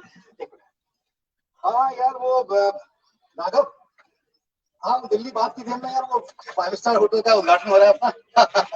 बस कुछ नहीं यार, वो फार्म हाउस लिया 200 एकड़ में, 5 स्टार बन चुका है, तो उसी का उद्घाटन किया। थोड़ा देखना कोई मंत्री कोई मिनिस्टर कोई अमित शाह नहीं तो पता लगा उन्होंने अपना नाम कर लिया। नहीं कोई और देखो बेटा। हाँ ठीक है आप बेटे आज खुश नजर क्यों नहीं आए क्या? क्योंकि आज हमारे लिए बहुत क्या बात होगी सर? आज बहुत खुशी का दिन है बेटा। 5 स्टार पूरा हो गया लगता है। आज हमारी इस कॉर्पोरेशन को बने हुए 25 साल हो गए। क्या? Silver jubilee. आज कॉर्पोरेशन की सिल्वर जुबली है सर? यस सर जी मिठाई तो मंगाओ सर। अरे पूरा कॉलेज फेस्टिवल कर रहे हैं बेटा। अच्छा दिमाग खराब हो गया। मिठाई का ऐसा भाई तब से है। Sir thank you sir. Sir ऐसे बड़े खुश नजर आ रहे हैं, कुछ और वजह तो नहीं है? हाँ कुछ और वजह लग रहा है मेरे को। अच्छा सर 25 साल पूरे हो गए सर, आज तो शायद टेंडर नोटिस भी जारी होने वाला है। बिल्कुल सही कहा है। अब सोच रहे हैं कि ताजमहल का टेंडर नोटिस जारी कर दिया जाए।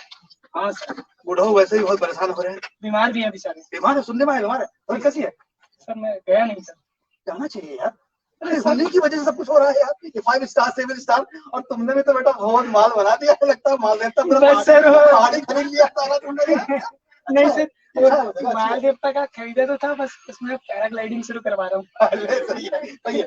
तो फिर क्या है? सर चलिए फिर सर नोटिस जारी लेकर अपना बादशाह के पास चलते हैं, तबीयत भी थोड़ी ठीक हो जाएगी बेचारों की। हाँ यार बादशाह साहब कितने खुश होंगे। हाँ सर। जब वो ताजमहल का ख्वाब ये पास होगा।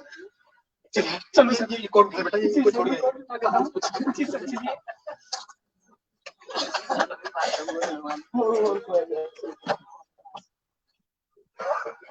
ठीक बना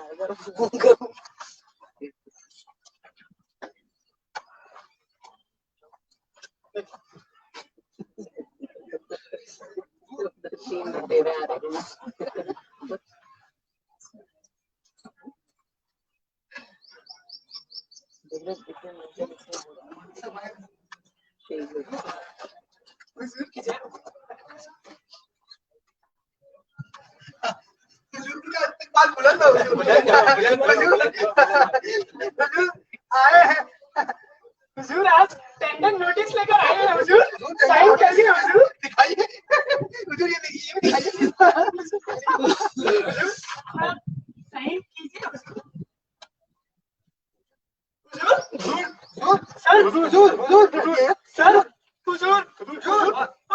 हुजूर क्या हुआ? हुजूर को निकल लिया सर। कहाँ? खुद ही मुमताज के पास निकल लिया सर। अब इसका क्या करूं सर? अरे कुत्ता जी, अब ताजमहल का क्या होगा? होगा सर? बेटा होगा, जरूर होगा। इस मुल्क में, इस देश में फिर कोई पागल आएगा, ये बोलेगा मैं कुछ बनाना है, उसको भेड़ दे। संभाल के रखो। ये चीजें बड़ी काम की होती है। इस ताजमहल ने बहुत कुछ दिया बेटा। आज जो कुछ भी है ना, इसी की बदौलत है भैया जी। लेकिन अब भूल मत जाइएगा। अरे भैया जी बात कर रहे सर, बादशाह की वैसे ही आज सब कुछ है, 5 स्टार फार्म हाउस, तो सर श्रद्धांजलि देना तो बनता है। हाँ, उनको उचित जगह पे देना चाहिए। तो चलिए सर। तभी इन्होंने बिछाया नहीं चाहिए।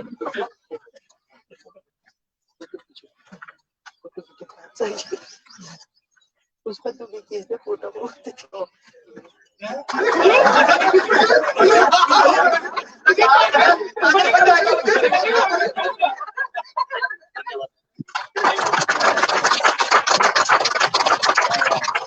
लंबा तो सिर्फ ट्रेलर। अभी ऐसी तैयारी हमने सिर्फ ये कहा कि एक बार जो नई गैदरिंग है वो जान सके हमको, और हमारे कलेव फेस्टिवल के बीच में एक नई शुरुआत है। हर बार पे तन्ने सन्ने का अच्छा आइडिया दिया कि हर बार जब भी हम प्ले करें उसमें ये कलर वाला फूड भी रह सकते हैं प्ले के साथ, है ना, ये फूड विद प्ले। और अभी काफी कुछ होना बाकी है उसमें, कॉस्ट्यूम और फुल ड्रेस रिहर्सल नहीं था, जस्ट ट्रेलर हमने इसलिए नाम रखा कि ऐसे ऐसे स्क्रिप्ट्स बीच में आते रहेंगे, बीच में काफी गैप है। उसमें एक ही लाइन में कह दिया 25 साल पूरे हो गए, तो 25 साल में तो महाराज भी ऐसे हो जाएंगे।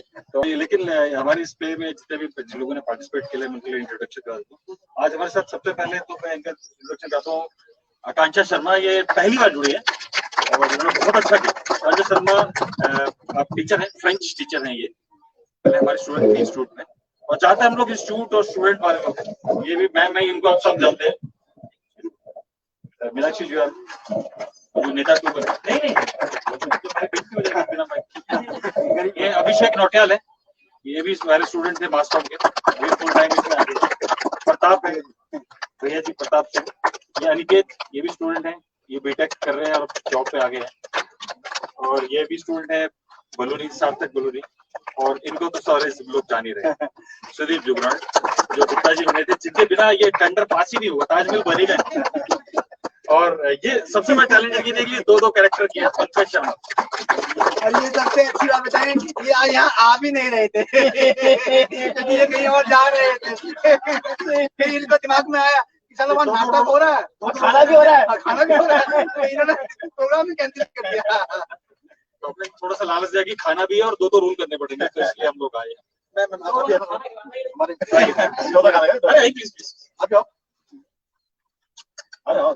ये भी हमारी क्रिएटिव टीम में से है, ये भी है।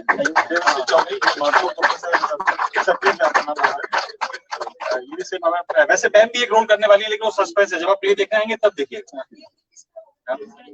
और ये मैम भी जो है स्पेशल जो है देख रहे हैं, ये मैम हमारे सपोर्ट करने के लिए आई है दिल्ली से। और जो विजिलेंस ऑफिसर है उनकी मॉम है।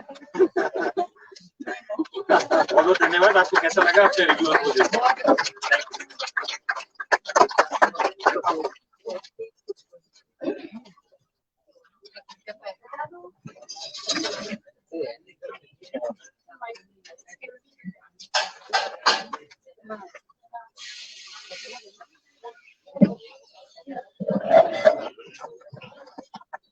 तो ये था हमारा नाटक ताजमहल का टेंडर। आशा आप सभी को पसंद आया होगा।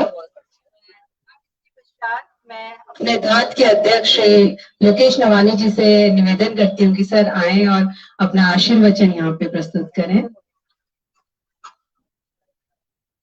छत्र छाया में ही काम होता है, यहाँ पे सारे आयोजन जो है हमारे अध्यक्ष जी की छत्र। धन्यवाद मीनाक्षी जी। आप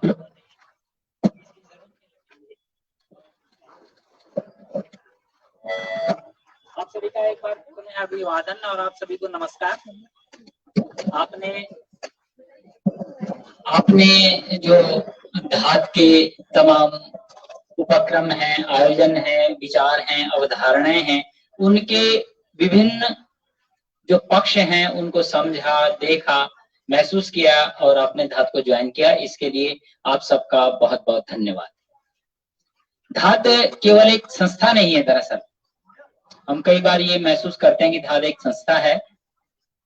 ये संस्था से हटकर एक मास मूवमेंट का नाम है और ये जो इसका मूल बिंदु था, जो हमारा ये विचार है, हम बहुत वर्षों से ये बात करते रहे हैं कि उत्तराखंड का समाज एक संपन्न, खुशहाल, समृद्ध, संपदावान समाज कैसे बने।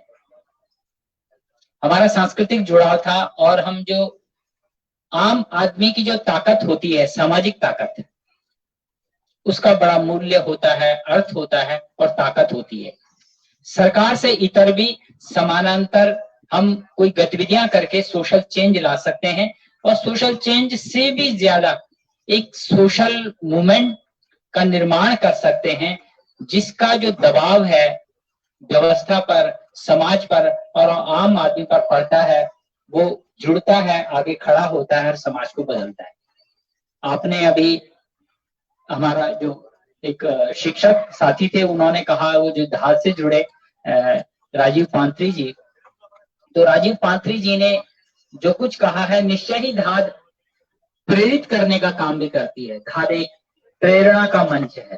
धात खालिस मंच नहीं है कि हमने कविता पढ़ देनी है या कोई कल्चरल प्रोग्राम कर देना है, बल्कि समाज से जुड़ने और समाज को अच्छा बनाने का जो भाव पैदा होता है, जैसा कि पाथरी जी में पैदा हुआ। नौकरियां बहुत सारे लोग कर रहे हैं, शिक्षक भी हैं, लेकिन एक शिक्षक से अपने स्तर पर जो समाज को बेहतर बनाने के लिए काम करता है, तो वो पाथरी जी ने किया। उन्हें शैलेश मटियानी पुरस्कार मिला, इसके लिए उनको बहुत बहुत बधाई और शुभकामनाएं। और मैं कामना करता हूं कि जो धात के तमाम शिक्षक हैं वो भी बेहतर रोल करें और समाज को आगे बढ़ाएं। आपने अभी हमारा एक नाटक भी देखा, तो नाटक ताजमहल का टेंडर बड़ा पॉपुलर नाटक है, प्रसिद्ध नाटक है। ये जो हमारे समाज की विसंगतियां और विद्रूपताएं हैं, इन्हें चिन्हित करता है। हम कहीं ना कहीं इसके भुक्तभोगी हैं, चाहे हमारा MDDA हो, चाहे हमारे दूसरे संस्थान हैं, जल संस्थान है, बिजली विभाग है, सब इसी तरह इन्हीं संकटों का सामना आम आदमी को करना पड़ता है। लेकिन हमें समाज को बेहतर बनाने के लिए अपने स्तर पर कोशिश करनी चाहिए। और ये चीजें हमें जहां पर हमारे मन मस्तिष्क में आते हैं वहीं पर हमें कचोटती हैं, लेकिन हमें समाज में अच्छा करने के लिए प्रेरित करती हैं।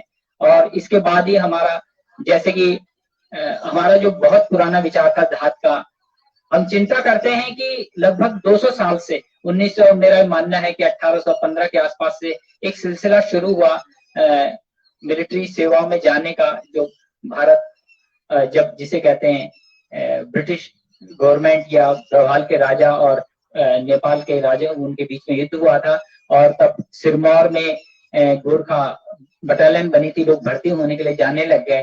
वो सिलसिला आज तक चल रहा है। लेकिन हमारे पास कुछ चीजें हैं जिनका हमने मूल्य नहीं समझा, अपने कल्चर का मूल्य नहीं समझा, अपने भूगोल का मूल्य नहीं समझा, हमने अपनी इकोनॉमी को मजबूत नहीं बनाया। हमारा जो आचार्य JB कृपलानी कहते हैं, समाज होता है जिसकी साइकोलॉजी ऐसे होती है कि वो नौकरी करने वाली हो जाती है। हम बेहतर उपक्रम कर सकते थे, उद्यम कर सकते थे, लेकिन हम वो नहीं कर पाए। हम उन बिंदुओं को तलाश रहे हैं। हम एक बहस खड़ी करना चाहते हैं। वो बहस ये खड़ी करनी है कि ये समाज समृद्ध और खुशहाल कैसे बनेगा। जो हमारे सुपर फूड्स हैं, हमने उनकी उपेक्षा की, उनकी खेती करना छोड़ दिया, और दुनिया से जब सुनते हैं तो तब हम खाने के लिए आगे आते हैं। लेकिन नहीं, ये धरती कैसे समृद्ध बनेगी। हिमालय के बारे में कहते हैं कि जो हिमालय है 4 करोड़ साल पुराना एक पर्वत श्रृंखला है, जो दुनिया की नवीनतम पर्वत श्रृंखला है, और इसमें भी भूस्खलन, भूकंप इत्यादि इत्यादि कई संकट लाखों वर्षों तक आते रहेंगे और हिमालय को इसको हानि पहुंचाते रहेंगे, और यहाँ पर ये समस्याएं चलती रहेंगी। लेकिन इस सब के बावजूद इस हिमालय में भी समृद्धि के प्राकृतिक स्रोत मौजूद हैं, जिनका हम उपयोग नहीं कर रहे हैं। हम पारंपरिक खेती पर टिके हुए हैं। हम अपने जो यहाँ पर जो काम है हमारे, जिन्हें उत्पादकता के, उन पर ध्यान नहीं दे रहे हैं। आज विज्ञान ने बहुत प्रगति की है।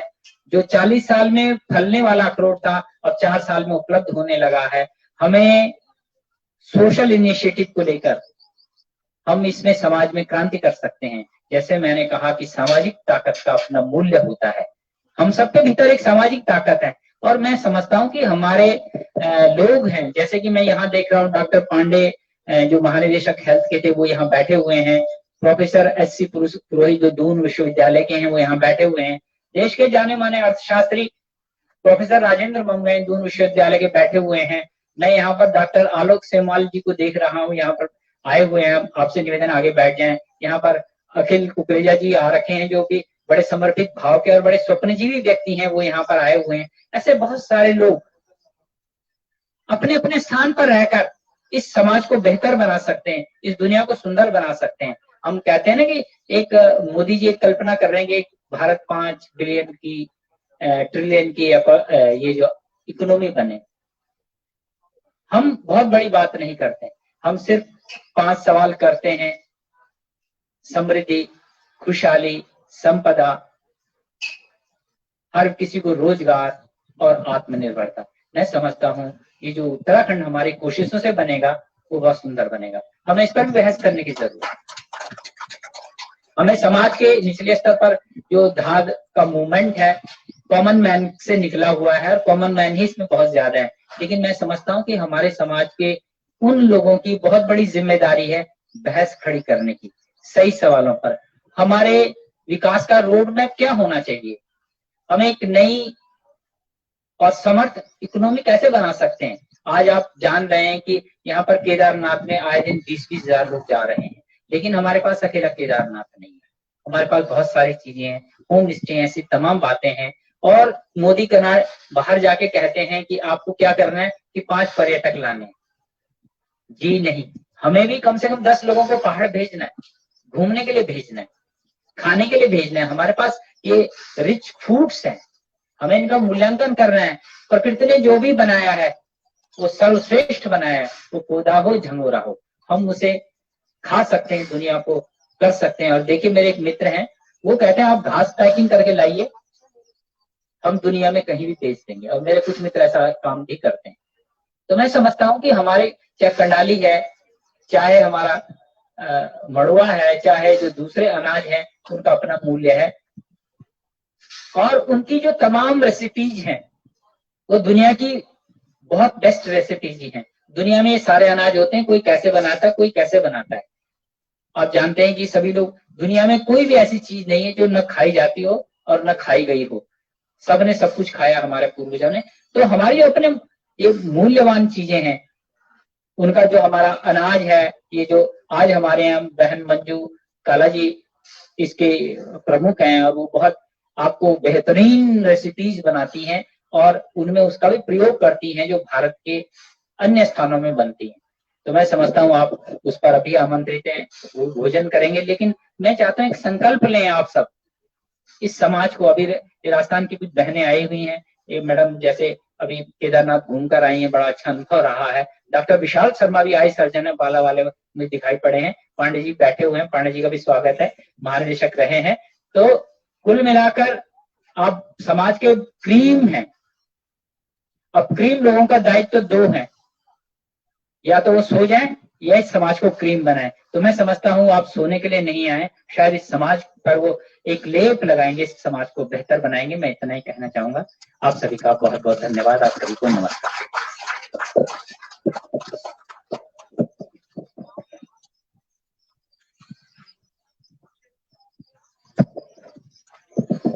बहुत बहुत धन्यवाद सर। आपने धात के जो पूरे उद्देश्य है उनको यहाँ पे बताया कि क्या हमारे उत्तराखंड की तो घास तक भी महत्वपूर्ण है और इसका बहुत सारा रोल है, कुछ भी हम इससे बना सकते हैं, कहीं तक भी ले जा सकते हैं, बस बात है जानने की। तो इसी कलियों का जो ये फेस्टिवल है इसीलिए रखा गया है कि सभी लोग जो है अपने उत्तराखंड के पारंपरिक व्यंजनों को जाने, अपने पारंपरिक उत्पादों को जाने, अपने मातृभाषा को जाने, अपनी संस्कृति को जाने। तो समय काफी हो चुका है और बिल्कुल अंतिम पड़ाव पे हमारा आज का प्रोग्राम, और इसके पश्चात ही बस हमारा कल जो अब लंच होने वाला है यहाँ पे। इससे पहले बस सुशील पुरोहित जी हैं, उनको यहाँ पे सभी का धन्यवाद देने के लिए, सभी का अमूल्य समय हमें मिला यहाँ पे, तो उनको बुलाती हूँ कि वो सबका धन्यवाद करें। स्मृति वन के इस प्रांगण में आप सभी लोगों का तहे दिल से स्वागत।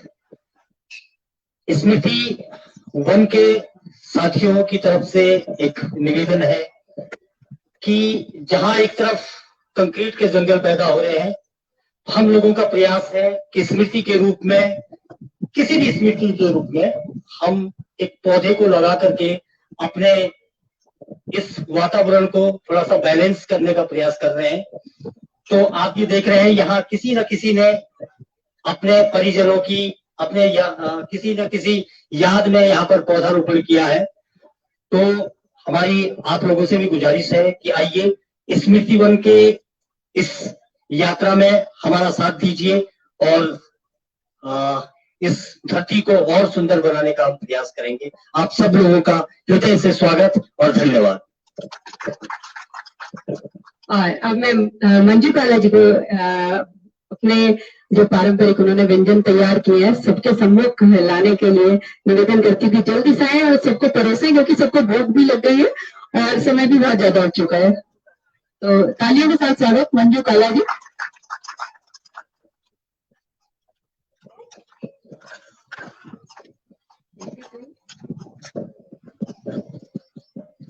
नमस्कार आप सभी को। अभी जो कार्यक्रम था वो तो आपने उसका लुत्फ तो उठा ही लिया होगा, और अभी जो पहाड़ी हमारा जो प्लेटर लगा है उसका लुत्फ अभी उठाइएगा आप सभी। हालांकि थोड़ी सी उसकी डेकोरेशन खराब हुई है तो मैं थोड़ी सी अपसेट हो गई थी, क्योंकि मैं सुबह 2 घंटा यहाँ पे रह गई हूँ और सारी तैयारी करके रही हूँ। लिहाजा कोई बात नहीं। जो पहाड़ी खाना है वो हम सभी खाते हैं, मतलब सभी की रसोई में वो बनता है, लेकिन हम थोड़ा उसको अलग तरीके से बना रहे हैं ताकि जो हमारा जो हिमालय का जो अन्न है, जो उत्पाद है, लोग उसको खरीदें और उसको इस तरीके से बनाएं। क्योंकि अमूमन झोरा और रोटी वही सब हम बनाते हैं, वैरायटी नहीं होते। जब वैरायटी देंगे तो उसकी खपत बढ़ेगी, लोग बनाएंगे। तो वो इस तरीके से हम कुछ प्रयोग कर रहे हैं, थोड़ा सा उसमें नए तरीके से हम चीजों को बना रहे हैं ताकि स्वाद में बढ़ोतरी हो, बच्चों को भी पसंद आए। और जो इंटरनेशनल मार्केट है या नेशनल मार्केट है उसमें भी जो हमारा जो पहाड़ी प्रेजेंस है वो टक्कर ले उसे, है ना। क्योंकि हमारा जो पहाड़ी उत्पाद है, पहाड़ी खाना है, वो किसी भी मायने में कम नहीं है। जब सारी स्टेट के लोग अपने खाने को पसंद करते थे, क्यों ना हम पहाड़ी लोग अपने खाने को पसंद करें, अपने रसोइयों में इस्तेमाल करें और उसके लिए एक प्राइड फील करें। तो दिस इज द पहाड़ी प्लेटर। आइए रोश बनवाते हैं पहाड़ी प्लेटर को। शुक्रिया।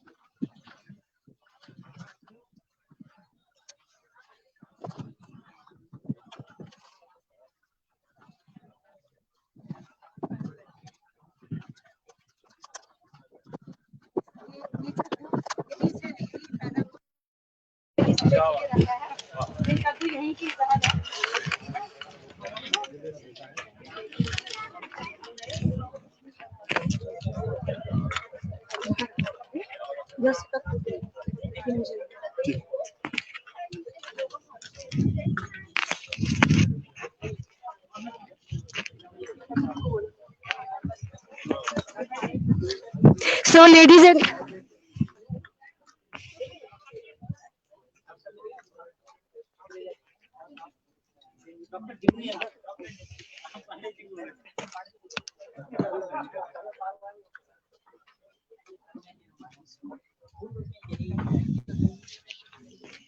सब सूख गया, एक्चुअली सब सूख गया।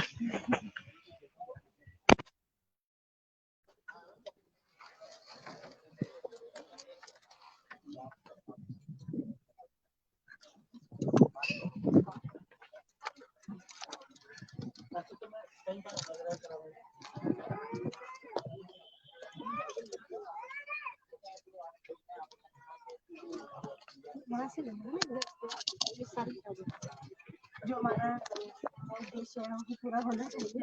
उधर आ जाइए। हो गया, ऑन कर दिया। नमस्कार, आप सभी का कलियो फूड फेस्टिवल में स्मृति वन से मैं मंजू काला स्वागत करती हूँ, इस्तकबाल करती हूँ आप सभी का। और हमने ये आपके लिए पहाड़ी प्लेटर परोसा है। ये जो धात की मुहिम है, पहाड़ी व्यंजनों को उसका जो प्लेटर हम सजाते हैं, हर संडे के आखिरी संडे को हम ये प्लेटर सजाते हैं। इसका हमारा कोई व्यावसायिक इसका कोई हेतु नहीं है, इसका हम कोई प्रोफेशनल लोग नहीं है, एक कम्युनिटी ये लंच है। सभी के पीपुल पार्टिसिपेशन से हम इसको तैयार करते हैं और प्यार से तैयार करते हैं, क्योंकि हम अपना जो पहाड़ी जो हमारा खान पान है उसको प्रमोट कर रहे हैं, ताकि लोग पहाड़ी खान पान को अपनी रसोई में जगह दें और हमारा जो काश्तकार है जो अन्न का उत्पादन करते हैं उनके उत्पादन में तेजी आए। क्योंकि उत्पादन जब हम लोग खाएंगे नहीं तो वो फिर उसका उत्पादन नहीं करेंगे तो मार्केट से वो चीजें लुप्त हो जाएंगी। जैसे कौनी लुप्त हो रही है, बहुत सी चीजें, हमारा जौ होता था, ज्वार बाजरा सब होता था, सारी लुप्त हो रही है, क्योंकि हम लोग उन चीजों को खा नहीं रहे हैं। खा इसलिए नहीं रहे क्योंकि एक ही परिपाटी में वो सब चीजें बनती थी, इसीलिए हम लोग उसको खाते नहीं है। तो हमारा जो उद्देश्य है कि आप सब लोग जो या लाल चावल है, रेड राइस है या झंगोरा है, उससे तरह तरह के व्यंजन बनाना हम सीखें सिखाएं एक दूसरे को। और और नए नए व्यंजन बनाए ताकि हमारा जो पहाड़ी खाना है वो लोकप्रिय हो। तो मैं ज्यादा कुछ न कहते हुए माँ अन्नपूर्णा को प्रणाम करती हूँ कि वो भोजन की देवी है, उनकी स्तुति करते हुए मैं डिस्क्रिप्शन देती हूँ। ये जो प्लेटर है सबसे पहले ये हमारे जो है ये केले के भूड़े है, यानी कि कच्चे केले के भूड़े यानी कि पकोड़े। वैसे तो उड़द के पकोड़े बनते हैं हम लोगों के यहाँ, लेकिन हमने क्या करा, कच्चे केले होते हैं ना पहाड़ों में, नदी किनारे गदेरे में, तो कच्चे केले को आलू के साथ मैश करके फिर हमने इसको जो है पहाड़ी पकौड़ी की स्टाइल में बनाया है। तो केलों का, कच्चे केलों का भी यूज होगा और इसका स्वाद भी आएगा। और ये केला हमारे यहाँ प्रसाद में यूज होता है, मैं फिर बताऊंगी। तो ये कच्चे केले के भूड़े हैं। आप इन्हें कटलेट यदि बनाना चाहेंगे तो रोल कर दीजिएगा, तो ये कटलेट बन जाएंगे। फिलहाल ये हमने पहाड़ी भूड़े बनाई, क्याला का भूड़ा, क्याला भूड़ा ये छन। इसके साथ टमाटर की चटनी है। ये सब हम सभी जानते हैं कि टमाटर की चटनी कैसे बनती है। सिल पे बनाइए, मिक्सी पे बनाइए तो अलग अलग टेस्ट आएगा। इंग्रेडिएंट्स इसमें कुछ नहीं, मसाले हैं। लहसुन डालेंगे तो अलग टेस्ट आएगा, लहसुन नहीं डालिएगा, पुदीना डालिएगा तो अलग टेस्ट आएगा। बट दिस इज टमाटो चटनी। और ये हमारा झंगोरे का रेसिपी है। एक्चुअली झंगोरे में बहुत वैरायटी है। हम सभी झंगोरे की खीर ही खाते हैं, जो फाणू भात खाते हैं वो। ये हमने इसमें रेसिपी एक इटालियन डिश है, लेकिन हमने इसको मैं गई थी एक दो जगह, तो मैंने बड़े बड़े 5 स्टार होटल्स में उसको खाया, तो मुझे लगा अरे मैंने ये तो झंगोरा है हमारा, हम इसको धक्का मारते रहते हैं। तो हालांकि हमारे पास फ्रिज नहीं है यहाँ पे, इसको चिल करके खाते हैं। आप इसको पहले भात बनाइए, फिर इसमें दही ऐड करिए, हरी मिर्च काटिए, धनिया काटिए, काली मिर्च डालिए और प्याज के लच्छे जरूर डालिएगा इसमें, और इसको चिल कर दीजिए फ्रिज में करी पत्ता के साथ। करी पत्ता यानी कि पहाड़ में जिसको गंदेला बोलते हैं, तो उसमें आप इसको चिल करके और चम्मच से ठंडा ठंडा खाइएगा गर्मियों में, तो बड़ा मजा आएगा। एक ये संपूर्ण आहार भी है और चटनी के तौर पे, और सैलेड के प्लेटर में आप इसको सैलेड के साथ भी परोस सकते हैं। तो ये झंगोरे का रेसेटो है, यानी कि झंगोरे की खट्टी खीर भी कह सकते हैं। ये छंचिया से अलग है, क्योंकि छंचिया और छाछ और झंगोरे को साथ मिला के बनाया जाता है। इसको हमने पहले झंगोरे का भात बनाया, देन इसमें ऐड करी चीजें। ये भुटा हुआ भात है, हम सभी जानते हैं, जीरे से भुनो, जख्या से भुनो, तो भुटा हुआ भात इसको हमने कॉम्बो दिया है। ये चटनी है आम पुदीने गुड़ की, है ना, क्योंकि स्वाद चटकारा आप सभी को लेना, गर्मियों के दिन है तो आम की चटनी है ये। और ये लच्छा सैलेड है। असल में सैलेड को हम जितने तरीके से बनाते हैं स्वाद अलग अलग आएगा। कूट के बनाएंगे, सिलबट्टे में थेचेंगे, थेचा सलाद, उसको कसेंगे, वो अलग सलाद। लच्छा ये लच्छा सलाद है हमारा, है ना। और कचूमर बनाएंगे उसका, बिल्कुल तो कचूमर सलाद है भाई। ये हमने लच्छा करके बनाया है, इसमें नींबू निचोड़ देना है, पुदीने का नमक डालना है, तो ये लच्छा सैलेड है। और ये हम सबका प्रिय पहाड़ी झोल आलू का टमाटर डाल के बनाए, इसमें हमने कड़ी पत्ता डाल दिया ताकि उसकी फ्लेवर इसमें आते रहे, खुशबू आती रहे, और इसका अरोमा बड़ा है ना। और ये रंगोली है, हालांकि खराब हो गई है ये, तो इसमें दाल चावल से ही जो कोई भी खाने का जो सकता है, उसमें रंगोली जो है दाल और मसालों से, मिर्ची से ही बनाई जाती है। तो ये आप बना सकते हैं, ट्राई कर सकते हैं। और ये रेखड़ी दाल है। और ये जो कद्दू है, मैं बताना चाहूंगी आप सभी को बड़े गर्व के साथ कि ये कद्दू जो है यहीं की स्मृति वन में ये उगा है, तो हमने इसको डिस्प्ले किया है यहाँ पे ताकि आप लोग हमें अप्रिशिएट करें कि हमने कितना बड़ा कद्दू यहाँ उगाया है। ऐसी कई चीजें हम यहाँ एक्सपेरिमेंट करें। मैं चाहूंगी कि हमको क्लैपिंग मिले इसके लिए। शुक्रिया आप सभी का। ये रेखड़ी दाल है। रेखड़ी दाल जैसे चैसा बनता है, चैसा बारीक पीसेगा, लेकिन रेखड़ी दाल सिलबट्टे में दरदरा करके बनाया जाएगा। उसमें हींग और लहसुन का बघार डालेंगे, तो और लोहे की कढ़ाई में चूल्हे पे जितनी देर इसको मिसमिसी आंच होती है ना, धीमी आंच पे जितना बनता रहेगा, तो ये रेखड़ी दाल उतनी ही स्वाद होगी। तो ये रेखड़ी दाल का कॉम्बो आप जो व्हाइट चावल है उसके साथ खाइएगा उसको। और ये हमने लिया है हिमाचली धाम से कद्दू का मीठा। हिमाचल का जो खाना है, हमारे यहाँ घरियात बोलते हैं खाना, जब नीचे लंगर में बैठ के खाया जाता है, उनके यहाँ धाम बोला जाता है। तो धाम की भी एक बड़ी परंपरा है, क्रम होता है खाने का कि पहले चना माद्रा आएगा, फिर क्या आएगा, फिर जो उनके लास्ट में जो क्रम आता है, ये कद्दू का मीठा आता है। तो हिमाचली जो खाना है उसको धाम बोला जाता है। तो हम कोशिश करेंगे कि एक बार धाम भी आपके लिए परोसा जाए। तो ये हमने हिमाचली धाम से लिया है कद्दू का मीठा। जो लाल कद्दू है उसको उबाल के बनाया है और चीनी की चाशनी में बनाया, फिर उसमें ड्राई फ्रूट्स डाले। आप खा के देखिएगा कि कैसे होता है। और ये चावल के आटे की पूड़ियां हैं। चावल का आटा भी पहाड़ों में बहुत जगह बनता है। विद्या मैम को मैं प्रणाम करती हूँ, डॉक्टर विद्या सिंह को, और वो उनको पहाड़ी खाने की वो बहुत शौकीन है। और आप MKP कॉलेज में professor, head of the department Hindi विभाग की रही हैं और हमारे धार साहित्य कार्य की अध्यक्षा भी हैं। तो लिहाजा मैं उनको ज्यादा बताऊं तो ये मैम, ये जो चावल का आटा है उसकी ये पूड़ी बनती है।